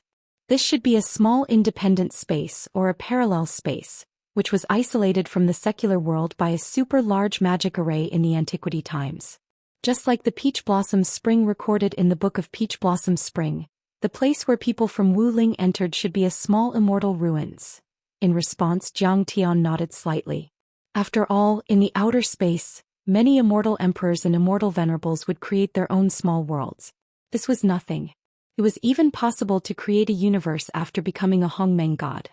Hua Qingtian, Zhao Yuankuan, and Wei Feilong looked at each other with some surprise. In fact, they had heard some rumors about the ruins of immortality, but they were all vague and illusory. They did not expect this archaeology professor to know more. Later, I have seen many records in unpopular ancient books. There were many gods and spirit beasts that entered our world. They preached, took in believers, killed and bullied. I suspect that they came from the ruins of immortality. This record does not only exist in the ancient books of Wuxia, but also in the Tibetan Buddhist scriptures, ancient Indian books and ancient Hebrew books. There are many legends. About the ruins of immortality, there were a few ancient maps and scrolls that were lost in the secular world. However, no one knows how many maps there are and what the patterns look like. However, there is a consensus that as long as you find the map of the ruins of immortality, you can find the way to enter the ruins of immortality. In the Ming Dynasty's notes, Western Jingtan, and Quiet Window, there are clear records that there was a divine monkey that broke through the void and came to our world. It once crossed the sea in one step and came to the Himalayas. It picked a kind of divine grass and saved its injured and dying brother. In the ancient Indian religion, this monkey was called Hanuman. Moreover, it and its tribe once cultivated and lived on Mount Everest. These two notes are very credible. I found them in the ancient tombs of two martial artists that I excavated. The author of Western Jingtan was a great eunuch in the palace of the Ming Dynasty. It is said that he was also a master. The author of Quiet Window was also a master of martial arts. According to the records, this monkey has fiery eyes and can transform. It has boundless strength and can flatten a mountain with a single strike of its iron staff. It's very similar to the image of Sun Wukong in Journey to the West. Zhang Tian interrupted. However, at this moment his heart trembled. Back when he was in the outer realm, he had inquired about Empress Fu Yao and the Princess Flower, and he had also learned of a great secret. The Princess Flower had a guardian spirit beast called the Golden-Eyed Battle Ape.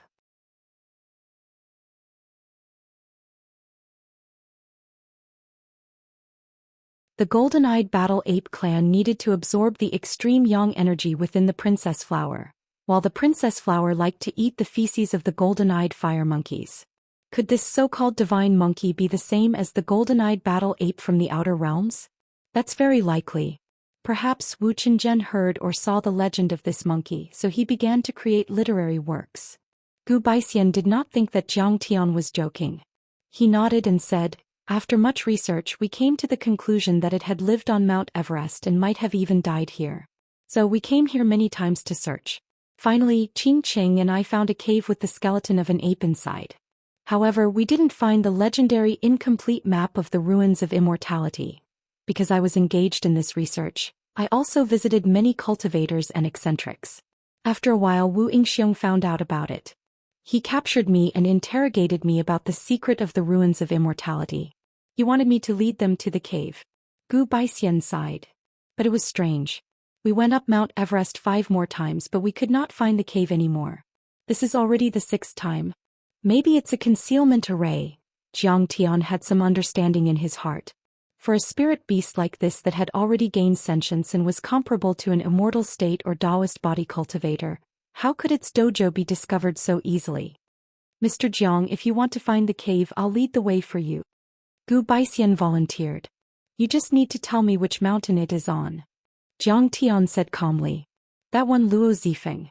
It's a little lower than Mount Everest, but it's still the 4th highest mountain in the world.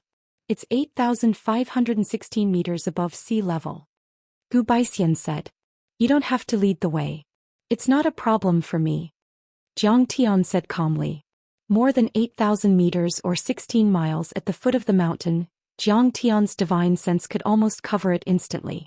Even if he could not explore it at once, he could climb to the middle and cover it. The cave had a concealment array, so it would be difficult for Gu Baixian to find it. It was better to find it alone.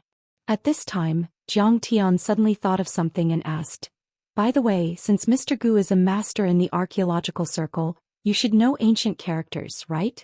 "I wouldn't dare to call myself a master, but to be honest, I can recognize 1 or 2 ancient characters of various dynasties, including bone inscriptions, oracle bone inscriptions, bell cauldron inscriptions, stone drum inscriptions, and so on." Speaking of this, although Gu Baixian's words were polite, there was a faintly discernible pride in the corners of his eyes and brows. "Well, if you have time, I'd like to ask for your advice." Jiang Tian had just remembered the copy of the remnant scroll of the ruins of immortality that he saw at his grandfather's place, so he asked.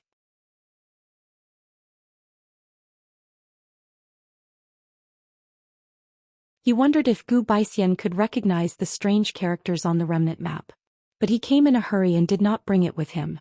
It would be great if he had a portable storage device. Whether it was a storage ring or a 100 treasures pouch, it would be more convenient to carry anything. "Old Gu, you're not feeling well. Go back first." Jiang Tian pondered for a moment.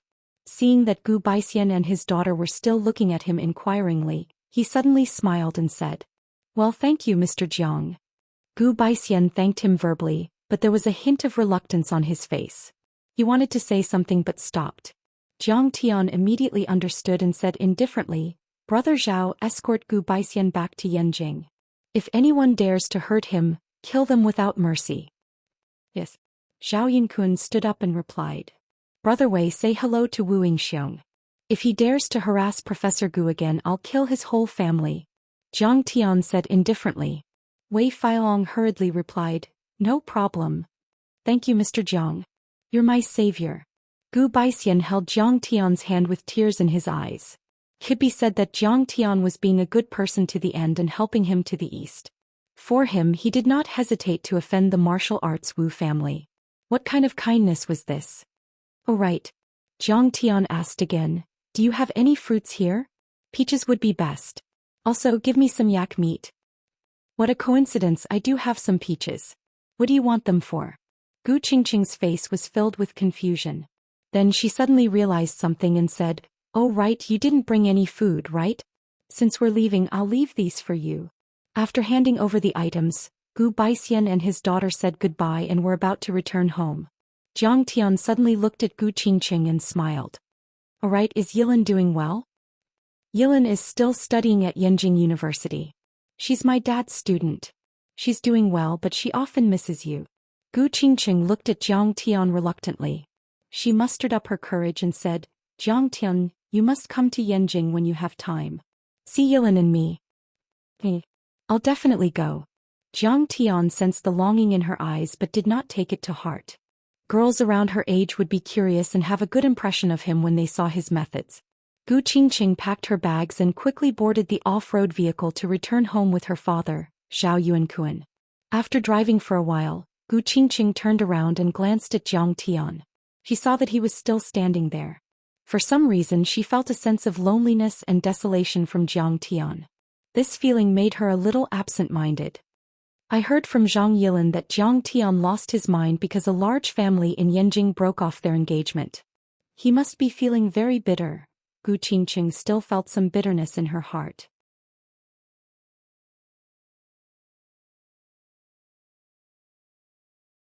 However, she immediately curled her lips and snorted coldly. It's just that Jiang Tian suddenly became so powerful. I wonder if that blind young miss would cry from regret if she knew? After Jiang Tian saw them off, he immediately said to Hu Qingtian and Zhao Yunkun, Let's go. Let's go take a look at the situation of the princess flower. Master Kong, let's go. Before Hu Qingtian even finished his words, he had already shot toward Mount Everest like an arrow. He flew up and down on the snowy mountain like a skylark, full of spirit. Old Hu, nice move.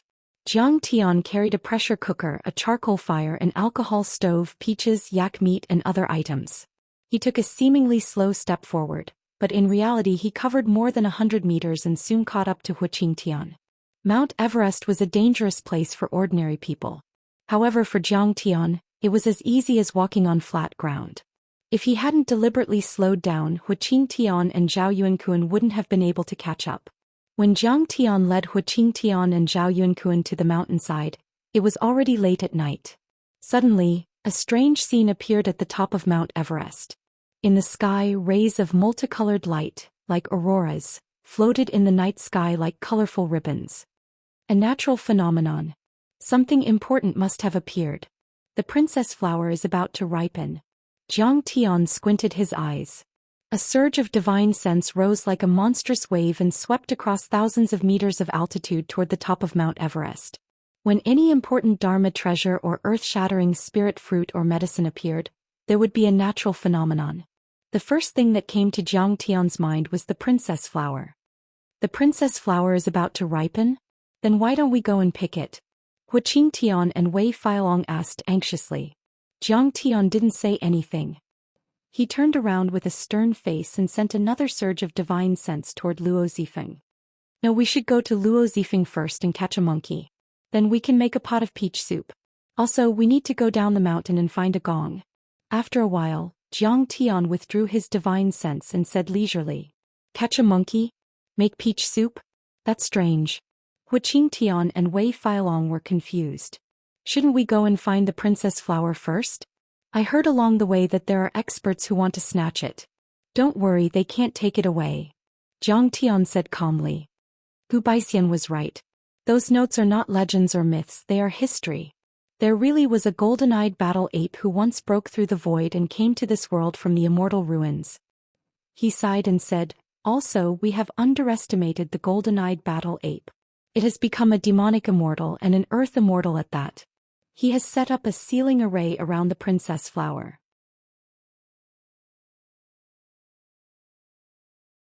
Let alone us, even a half-step immortal state warrior would be killed.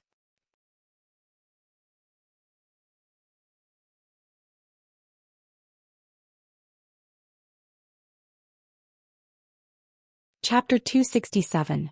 The golden-eyed battle ape clan had exceptionally strong physical bodies. They were hot-blooded, warlike, and arrogant. They were a very powerful clan even in outer space. A golden-eyed battle ape without any cultivation was already invulnerable to transcendent state cultivators, let alone a golden-eyed battle ape that had reached the Earth-level deity level. He was as powerful as a deity. Even the sealing array he had left behind could not withstand the attack of a half-step immortal state cultivator. So powerful. Xianxia and Wei Hu exclaimed in shock. They had witnessed Jiang Tian's power with their own eyes. He was at the peak of the transcendent state or even half-step to the immortal state, and he was a cultivator of both Dharma spells and martial arts.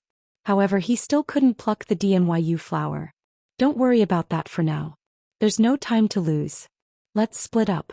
Elder Hua and I will catch the golden-eyed monkey and make peach soup. As for Wei Feilong, you hurry down the mountain and find a gong. Jiang Tian said lightly. Then we will meet at the top of Mount Everest.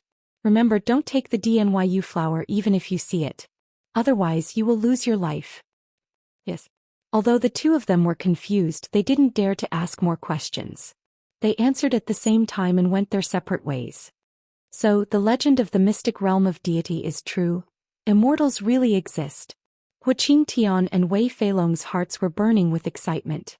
They had been cultivating for their entire lives, but they were stuck at the peak of the transcendent state and couldn't even reach the half-step immortal state. However, if they could follow Jiang Tian and enter the mystic realm of deity, wouldn't they be able to break through the shackles and become immortals? On the east side of Mount Everest, a group of about a dozen people was traveling on a snow-covered mountain path. Senior brother, is there really a treasure? A delicate and pretty disciple was walking swiftly on the precipitous rocks and ice blocks like a galloping horse, and he was panting as he asked. Yes, I am certain. I heard that a divine herb had appeared. Overlords from the east and the west are all here. The eldest senior brother, Wang Haitao, who was in his 40s, had a lean face, sword-like eyebrows, and was full of heroic spirit. He wore a Daoist robe and carried a long sword on his back. His sleeves fluttered in the wind as if he was a peerless swordsman who had walked out of a period drama. He had already traveled 30 kilometers, but his expression did not change. His breath was long and steady, showing his exquisite inner force cultivation. So many experts have come. That's good, let's let them experience the strength of our Dian Tsang. Junior brother Qing Xiu rubbed his fists.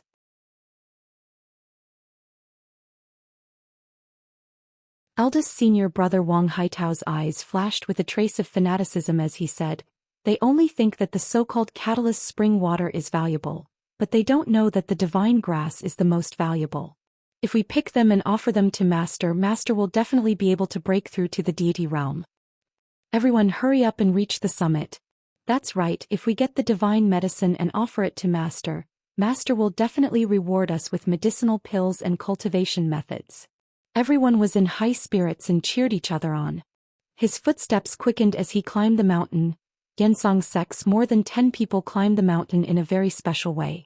When they encountered a glacier that they could not climb, they would connect their heads and tails and climb up like a long centipede. Once they reached the top, the dozen or so people dispersed again. At the southern foot of Mount Everest, in the thick white fog, an A-Star B-3 helicopter produced by the European Helicopter Company was climbing and approaching the top of Mount Everest with its propellers breaking through the flying snow. This helicopter cost tens of millions, and it was the helicopter that could climb the highest altitude at that time. This model of helicopter had successfully reached the summit of Mount Everest before, but because the summit was too rugged, it did not land successfully. Moreover, this helicopter was completely modified into a military helicopter and was equipped with the M134 minigun, which was known as the God of Artillery. This was the fastest machine gun in the world, and it was even equipped with a few rocket launchers. Could be said that it was fully armed. On the cabin of the helicopter, there was an image of two bloody skeletons with two black wings. If there were people from the world's dark organizations here, they would definitely exclaim in surprise, because this was the symbol of the famous Black Wings mercenary group in Southeast Asia. We're almost there, that's the catalyst spring water. This time we must return with a full load. In the cabin, Oyila the heaven-reaching warrior, Batu the Black Wings, Tyson the giant elephant and many other powerful mercenaries were sitting on the bench. They looked up at the summit of Mount Everest expectantly, like a money grubber who saw a pile of gold. Their eyes were burning with passion. At this time, Jiang Tian's divine sense had already scanned the area and found a cave on the mountainside of Mount Luo. This cave was surrounded by ice and snow, and white fog filled the air. Even a mystic enlightening realm cultivator would find it difficult to sense its existence. It is indeed a cave. The concealment array is not bad, but how can it hide from me? Jiang Tian flicked his finger repeatedly, causing numerous finger lights to shatter the ice and shatter the mountain rocks.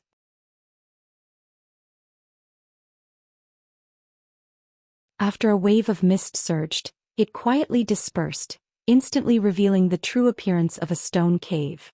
This cave is so big. Huaqing Tian exclaimed. The cave was located on top of a cliff. The entrance was more than 10 meters high and 5 meters wide. The cave was more than 100 meters deep, and it looked like a wild beast with its mouth wide open, ready to swallow them whole.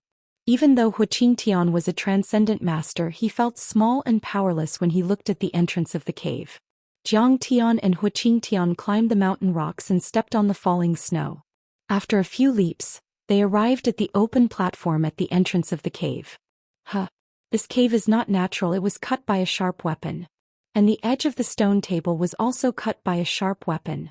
Standing at the entrance of the cave, Huaqing Tian found that the entrance of the cave was very smooth, and the ground inside the cave was also very smooth. It was not paved with stone bricks, and it made his heart skip a beat. Using a sharp weapon to cut open such a big hole was difficult even with modern technology, let alone the technologically backward Ming dynasty. This showed how powerful the golden-eyed battle ape was. An earth-level demonic immortal could break a mountain with one palm and swallow a lake with one mouth, let alone open a cave. Jiang Tian walked into the cave with his hands behind his back and scanned the surroundings. The four walls of the main hall were carved with intricate reliefs. Most of them depicted gods, demons, monsters in myths and legends. Between the reliefs were inlaid jade stones and pearls, making the whole hall as bright as day. Under the illumination of the pearls, the lifelike reliefs seemed to have souls that were trying to break out of the walls. Below the ground was a vast expanse of whiteness. Upon closer inspection there were hundreds of skeletons. Some of the bones had been completely crushed, and when the wind blew in, a cloud of dust rose into the air. A wave of yin qi permeated the cave. In the middle of the skeletons was a dried-up blood pool. The four walls of the pool were dark red and eerie. It gave off a chilling air as if there were ghosts floating above it. Upon closer inspection, the stone tables, stone chairs, and stone walls were covered with sword marks. It was clear that a great battle had taken place here. Are these the remains of the golden-eyed battle ape? Huaqing Tian's heart was already pounding when he saw these. He suddenly exclaimed and pointed to the side of the ancient cave. On a stone platform against the north wall of the cave, a giant ape more than 2.5 meters tall stood upright. It was covered in red fur and wore a golden armor. It wore a pair of black boots and a jade belt around its waist. It held an iron-gray iron staff in its hand. It bared its teeth and looked up at the sky. Its golden eyes were still angry and seemed to contain endless resentment and murderous intent. Dead but not fallen. His power still exists. Such a monstrous pressure emanating from a dead person is really shocking. Huaqing Tian's face was shocked. His eyes were wide open as he looked up at the ape's face. He felt very depressed. Even after hundreds of years, the ape still had a peerless domineering aura. It looked disdainfully at the world, making it seem like a demon god that suppressed the 9 heavens and 10 earths. This kind of domineering aura made Huaqing Tian breathless and frightened. It seems that the cultivation resources in the ruins of immortality are indeed extraordinary. It can even become an immortal through demon cultivation. Jiang Tian also sighed. He found that there were large words inscribed below the platform. My name is the Sacred Battle Ape. I became an immortal through demon cultivation and was not tolerated by the world. Sai, a demon had a brother who was trapped in a group of enemies. I fought back with my severely injured body. I defeated 3 immortals with my staff, but I was powerless and died together with them. My body is hidden in the demon cave of Nirvana. I am ashamed and sealed here. Regretful. Regretful. The line of words was vigorous and powerful, like dragons flying and phoenixes dancing. However, it also exuded a sorrowful aura. It moved one's soul and made one feel emotional. I see. Jiang Tian was also slightly moved. He said with deep emotion, it is 10 times or 100 times more difficult to enter the Tao as a demon than ordinary people. However, this ape was heroic. Not only did he enter the Dao, he could even kill immortals. How rare. Yes, when he was alive, his divine power was unparalleled and indomitable. After death, his immortal body was immortal and stood upright. His monstrous domineering aura did not dissipate for hundreds of years. He was indeed a peerless hero who looked down on the world. Jiang Tian was still able to maintain his composure, but Huqing Tian was practically screaming. He was quite shocked. He also secretly sighed. No wonder Yi Zhantian and the other powerful cultivators in Wuxia liked to cultivate in seclusion and did not care about the world. Compared to such a powerful force, what was the fame and wealth of the mortal world? At this time, Jiang Tian began to scan the ape's body with his divine sense. His divine sense penetrated the monstrous demonic aura and pressure. Jiang Tian brushed the hair on his head aside and saw a sword hilt deeply embedded in his neck. A flying sword. Jiang Tian exclaimed. Jiang Tian slowly pulled out the sword. He saw that the sword was completely black and exuded a strange light. The light was cold and intimidating, and it was very heavy. Jiang Tian was shocked again. It's made of immortal tear black gold. This was definitely a flying sword.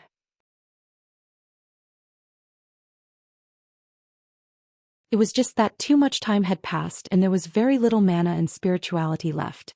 However, immortal tear black gold was very rare even in outer space. It could be used to forge top-grade flying swords. No wonder this powerful ape demon was still killed by someone. He felt a surge of excitement. This trip was really worth it. The information provided by Gu Baixian was too important. The Heavenly Court. Suddenly, Jiang Tian was shocked again. He saw two small golden characters engraved on the sword hilt. It was very ancient and elegant. After seeing the copy of the Ruins of Immortality from his grandfather, he learned a lot of information about ancient characters. Although he could not decipher and recognize the characters on the copy, he could definitely recognize the golden characters. The Heavenly Court? What organization or person is this? Master Kong, could it be the Heavenly Court in the myths and legends? Huqing Tian was very shocked. What he saw today had completely shattered his worldview. Even though he was experienced and knowledgeable, he could not think of a reason no matter how hard he racked his brain. Jiang Tian was speechless. You ask me, but who should I ask? Jiang Tian was very proficient in cultivation, but the problem was that he did not understand the cultivation world of Wuxia. When his master took him on the ancient path of the stars, they passed through the ruins of immortality and went straight into the depths of the universe. For his master, whose cultivation was already very high at that time, the ruins of immortality were not a challenge at all. Therefore, Jiang Tian knew nothing about the ruins of immortality.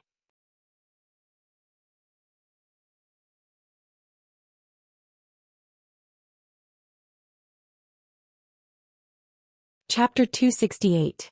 Jiang Tian tossed the Heavenly Court sword to Huqing Tian. He thought to himself, I'll erase the spiritual imprint on it and refine it into my own flying sword. My combat power will definitely multiply, and I'll be able to easily kill a half-step immortal state cultivator. Huqing Tian was so touched that tears welled up in his eyes. He hurriedly said, Thank you, Master Kong, for giving me this treasure. You sure know how to take advantage of me. Jiang Tian glared at him. I didn't say I'm giving you this sword. It's useless to give it to you. Hold it for me first. Oh, I'm so sorry, Master Kong. Huqing Tian was speechless. He was extremely embarrassed. You should have explained it clearly. You've made me happy for nothing. Then Jiang Tian removed the metal rod and the golden armor. This metal rod was made of a strange metal called golden essence metal. Although it was not as good as the immortal tear black gold, it was far better than any weapon material on earth. There were many defensive patterns carved on the golden armor. It was also a Dharma treasure, but too much time had passed and its dharmic powers had been lost. However, when Jiang Tian removed the golden armor and metal rod, the sacred battle ape's skeleton seemed to have lost its support and instantly fell to the ground. It cracked and disintegrated, turning into white bones and dried up body parts. Jiang Tian was not surprised by this. The sacred battle ape relied on the armor and the remaining dharmic powers in the metal rod to maintain its physical body. Without them, it would have been reduced to ashes. However, he sighed again in his heart. It was really inconvenient to not have a storage Dharma artifact. There were not many things here, and Huqing Tian was almost unable to carry it all. Jiang Tian and Huqing Tian searched carefully again. They did not find any concrete clues about the immortal ruins in this ancient cave or the sacred battle ape skeleton. However, at least now Jiang Tian could confirm that the immortal ruins were real and not just a vague legend. It's time to catch the monkey, Jiang Tian said calmly. Yeah, where's the monkey you're looking for? Huqing Tian looked around in confusion. Don't worry. Jiang Tian ignited the charcoal and placed it on the pressure cooker. After the water boiled, he removed the pit of the peach and threw the yak meat into the cooker together with the skin and meat. After that, Jiang Tian added more medicinal herbs. Instantly, it turned into a pot of black soup. That's disgusting. Are we going to eat that? Huqing Tian was puzzled. Everyone says that Master Kong is a wife-doting demon. Your culinary skills don't seem to be too good. Is this edible? Jiang Tian ignored him, but strangely enough, although the broth was ugly, there was a strong aroma coming from it. It immediately made Huqing Tian salivate and his fingers itched. It's disgusting, but I also want to eat it.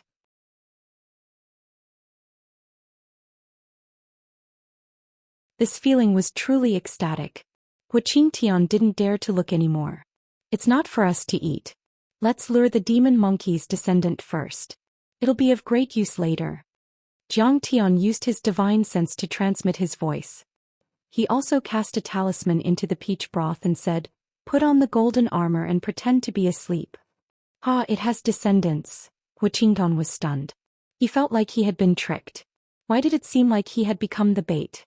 As expected, Jiang Tian restrained his aura and cast an invisibility talisman on himself. He instantly disappeared. As expected, I've become the bait. Huqing Tian wanted to cry, but no tears came out. However, he still obediently put on the golden armor and closed his eyes. The broth rippled with the fragrance. The ancient cave was quiet. Only the whistling of the wind outside the cave and Huqing Tian's own rapid heartbeat could be heard.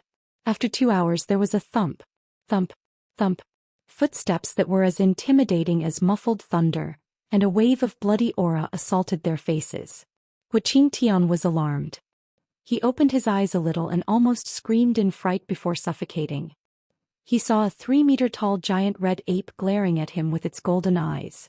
Then its venomous gaze swept across the naked sacred battle ape's corpse and landed on his armor and the iron staff in his hand. The giant ape was like a demon god. Its eyes shot out rays of sharp golden light, and its body was surrounded by a demonic aura. Its aura was terrifying. The demonic aura was so dense that even a drop of it could crush an internal force master. Suddenly its face twisted. It bared its fangs and roared. It was like a cat catching a mouse. Its huge fan-like palm covered in red fur grabbed at Huqing Tian. Master Kong, come out and fight the monster. Huqing Tian stomped on the ground and shot out while screaming for help. It could be said that he had never felt such a terrifying sense of danger even when he was fighting against Lin Zhenyu. Whoosh! Dazzling sparks flew. The descendant of the battle ape's claws scratched Huqing Tian's stomach, leaving deep marks on the hard stone wall. If it had clawed Huqing Tian, he would have been seriously injured if not killed on the spot. Get out of the way. Jiang Tian suddenly appeared behind the descendant of the battle ape. He waved his fingers and a demonic flame chi weapon swept toward the ape like a knife cutting through water. Bang!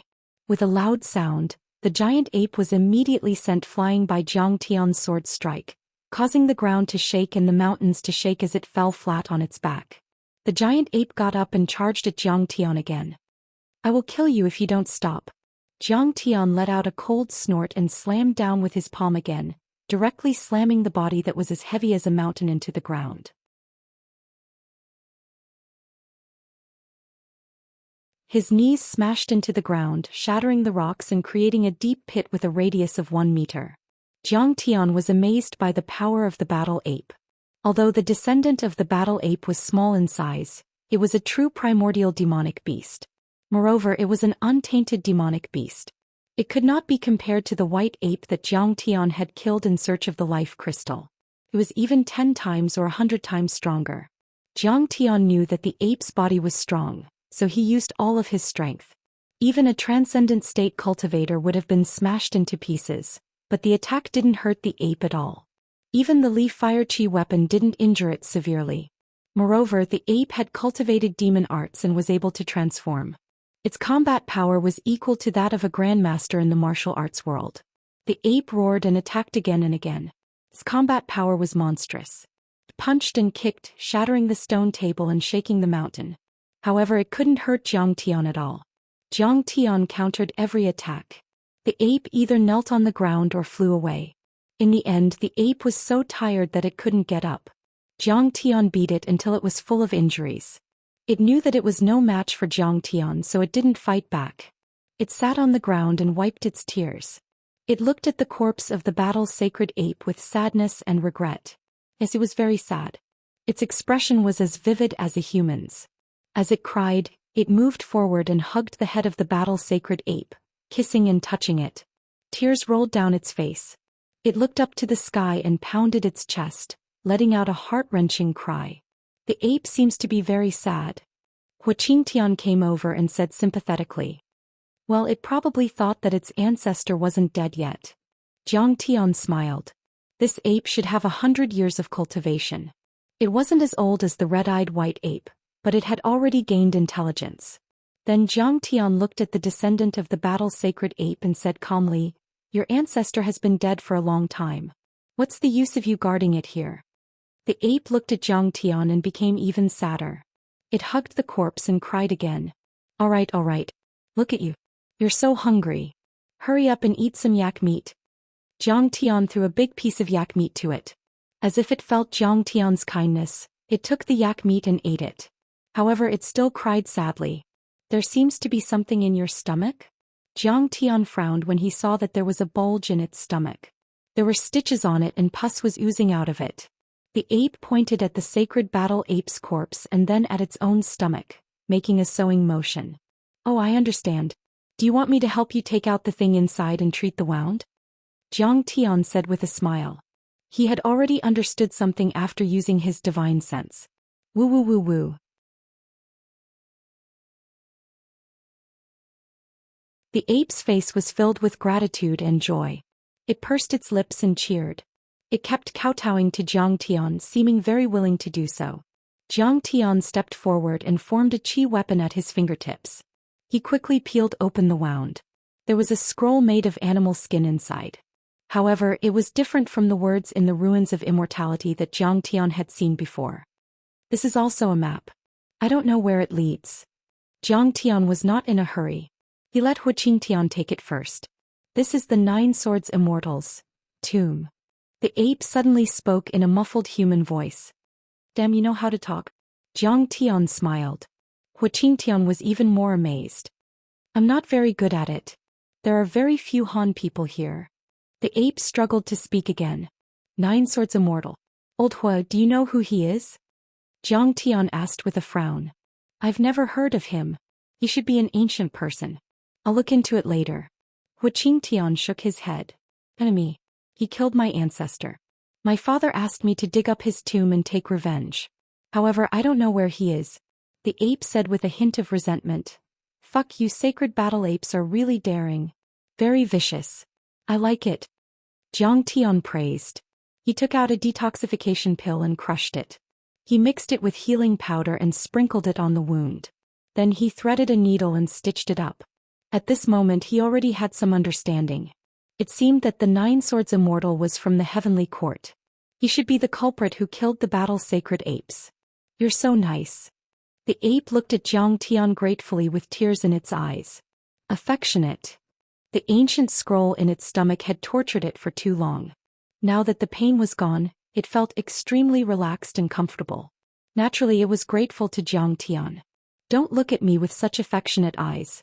I'm scared. Zhang Tian glanced at it from the corner of his eyes. The ape was confused for a moment. Suddenly, it pointed at a red object and shook its head firmly. Haha. Xianxia laughed so hard that tears almost came out of his eyes. Fuck you. Zhang Tian was speechless. After treating the wound, Zhang Tian slowly said, If you want to thank me, then help me get the Empress flower. Is that okay? The ape bowed and nodded repeatedly. You're a beginner demon. You should be able to transform, right? Zhang Tian asked. The ape nodded again. Zhang Tian took off his down jacket and said, Shrink it and let me wear it. What do you think you look like when you walk around with your penis swinging around every day? The ape cast a spell and its body shrunk, turning into a small monkey the height of an adult's calf. After it was wrapped in a red down jacket, it no longer looked ferocious.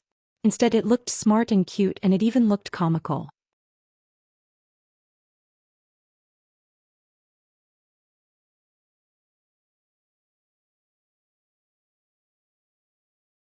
Chapter 269.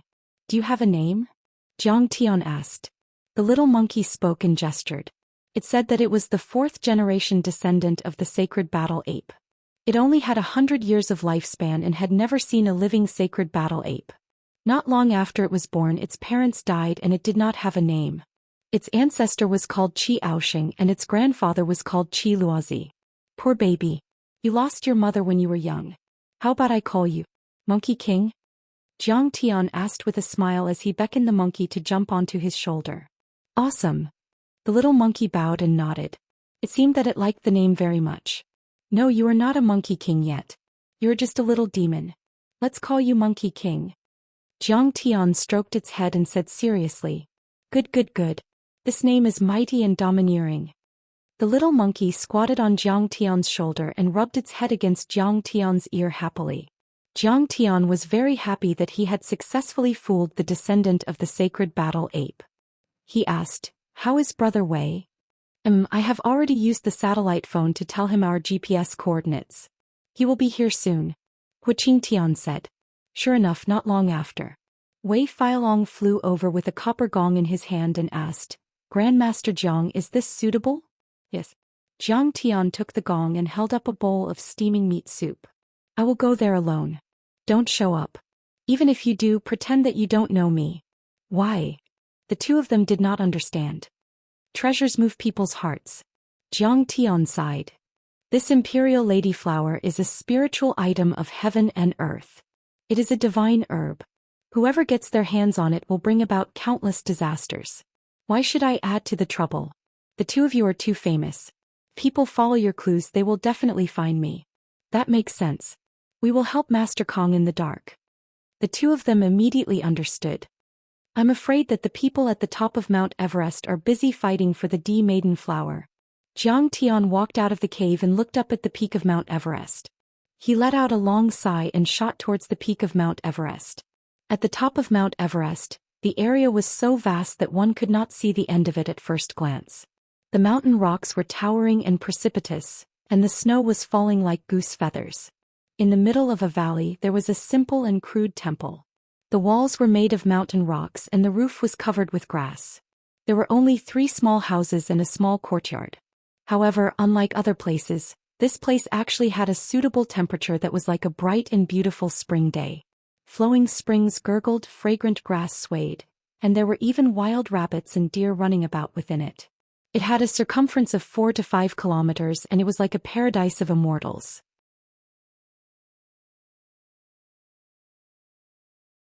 There were 3 men standing at the entrance of the small temple. One was an old monk in yellow robes, the other was a middle-aged man in white robes, and the last one was barefooted. This poor monk has been guarding this princess flower for more than 10 years. It's about to mature. Let's see who dares to snatch it from me. The old monk in yellow robes was Guru Qinglian, the most eminent monk in India. He was wearing a kasaya and holding a purple gold Buddhist staff in his right hand. His aura was surging like the ocean and his face was ferocious. Clearly he was not someone to be trifled with. Guru Qinglian, the princess flower is about to mature tonight. If you can't break the seal, you won't be able to get it. The man in white robes had tanned skin and firm muscles, but he gave people a sense of flexibility. I heard that many overlords are coming to snatch it. Why don't the 3 of us work together to break the seal and share it? Singh, you are already the most famous yoga guru in India. You are almost an immortal state cultivator in Wuxia. I didn't expect that you would also want to get your hands on the princess flower. Guru Qinglian's eyes flashed coldly. Far from it. Singh meant lion in Indian. His eyes shone brightly and his curly hair looked like a lion's mane. He looked extraordinarily powerful. Singh smiled and said, I heard that many overlords from the Diansong sect in Wuxia and the Chinese society in Singapore are coming to snatch it. If you work with us, you might be able to share it. But if you don't work with us, I'm afraid you won't get anything. That's right. Guru Qinglian, you have been guarding it for 10 years. How can you give it to an outsider? The man in gray said. He carried a shield on his back and a long blade in his hand. His clothes were also very strange. He was wearing an isosceles triangle sewn with cloth on his upper body and lower body, which looked like a pair of briefs. Large patches of shiny skin were exposed, and he was not afraid of the cold at all. He was an expert in the traditional Indian martial arts called Kalalipiat. The practitioners of this martial art were known as Gurukar. He was the most powerful martial arts master in India and was comparable to the grandmasters in Wuxia. As he spoke, a rumbling boom akin to muffled thunder erupted in the sky, and all of the natural phenomena from before disappeared. The aurora-like five-colored light receded, and the imperial maiden flower in the spring swayed before releasing bursts of red light, as if a Buddha had descended upon this world. The three of them widened their eyes and trembled with excitement. The princess flower was finally going to ripen. Whoever got it would be able to enter the immortal state and become the most powerful person in the world. He would be immortal, and thousands of sects in the world would have to bow down to him.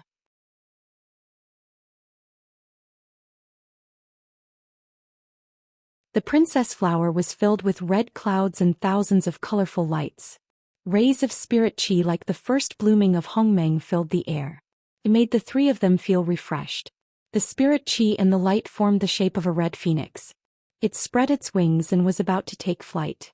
Lord Buddha, God has eyes. The princess flower has finally ripened. Master Qinglian put his palms together devoutly and chanted the name of Buddha. He was so excited that tears streamed down his face. This is the most precious treasure in the world. It's all mine. It's all mine. Sing's eyes were full of excitement and his body was trembling. He could not wait to rush over and take it for himself. What are you waiting for? Let's break the restriction and get it together.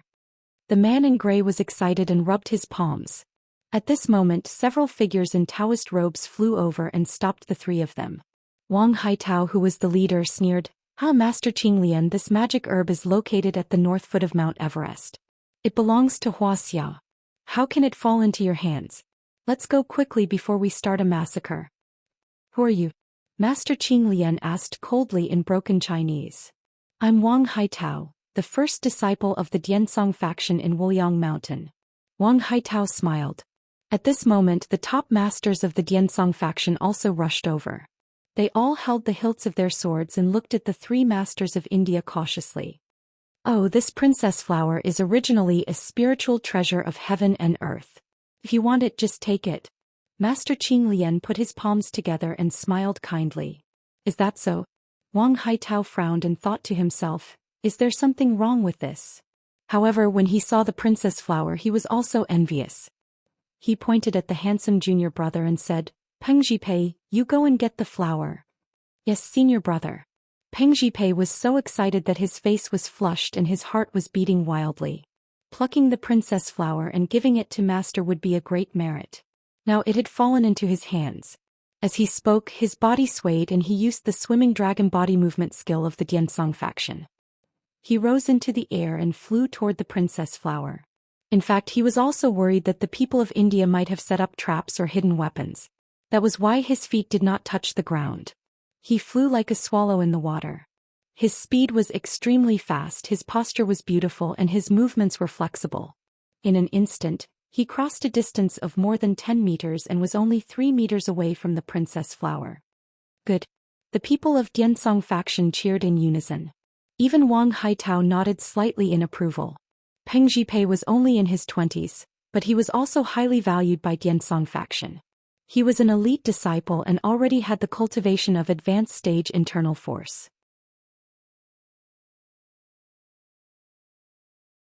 However, at this moment, a purple lightning bolt appeared out of nowhere and struck Peng Jipei's body like a purple python. Peng Jipei did not even have time to scream before he turned into a pile of ashes and fell into the grass and spring. Hiss! Everyone from the Diansong sect sucked in a breath of cold air at the same time. Their faces were pale and their hearts were pounding. The shock of seeing their former fellow disciple turn into a pile of ashes in an instant was unbearable. Senior, isn't this too vicious? Wang Haitao glared at Master Qing Lian and shouted, Senior, if you want to give it to someone else, why did you set up a trap? Using schemes to kill people, is this the way of a monk? No, this is not my array. Master Qing Lian put his palms together and chanted the name of Buddha. He smiled faintly and said, Didn't your master tell you that the princess flower is a spiritual item of heaven and earth and has a natural restriction? It's just that I didn't expect it to be so powerful. Brother Wang, you're too reckless. At this moment, another figure leaped over. It was an old man in a green robe with white hair and beard. He was very old, about 80 years old, but he was very domineering and arrogant. He looked at the world with disdain and arrogance.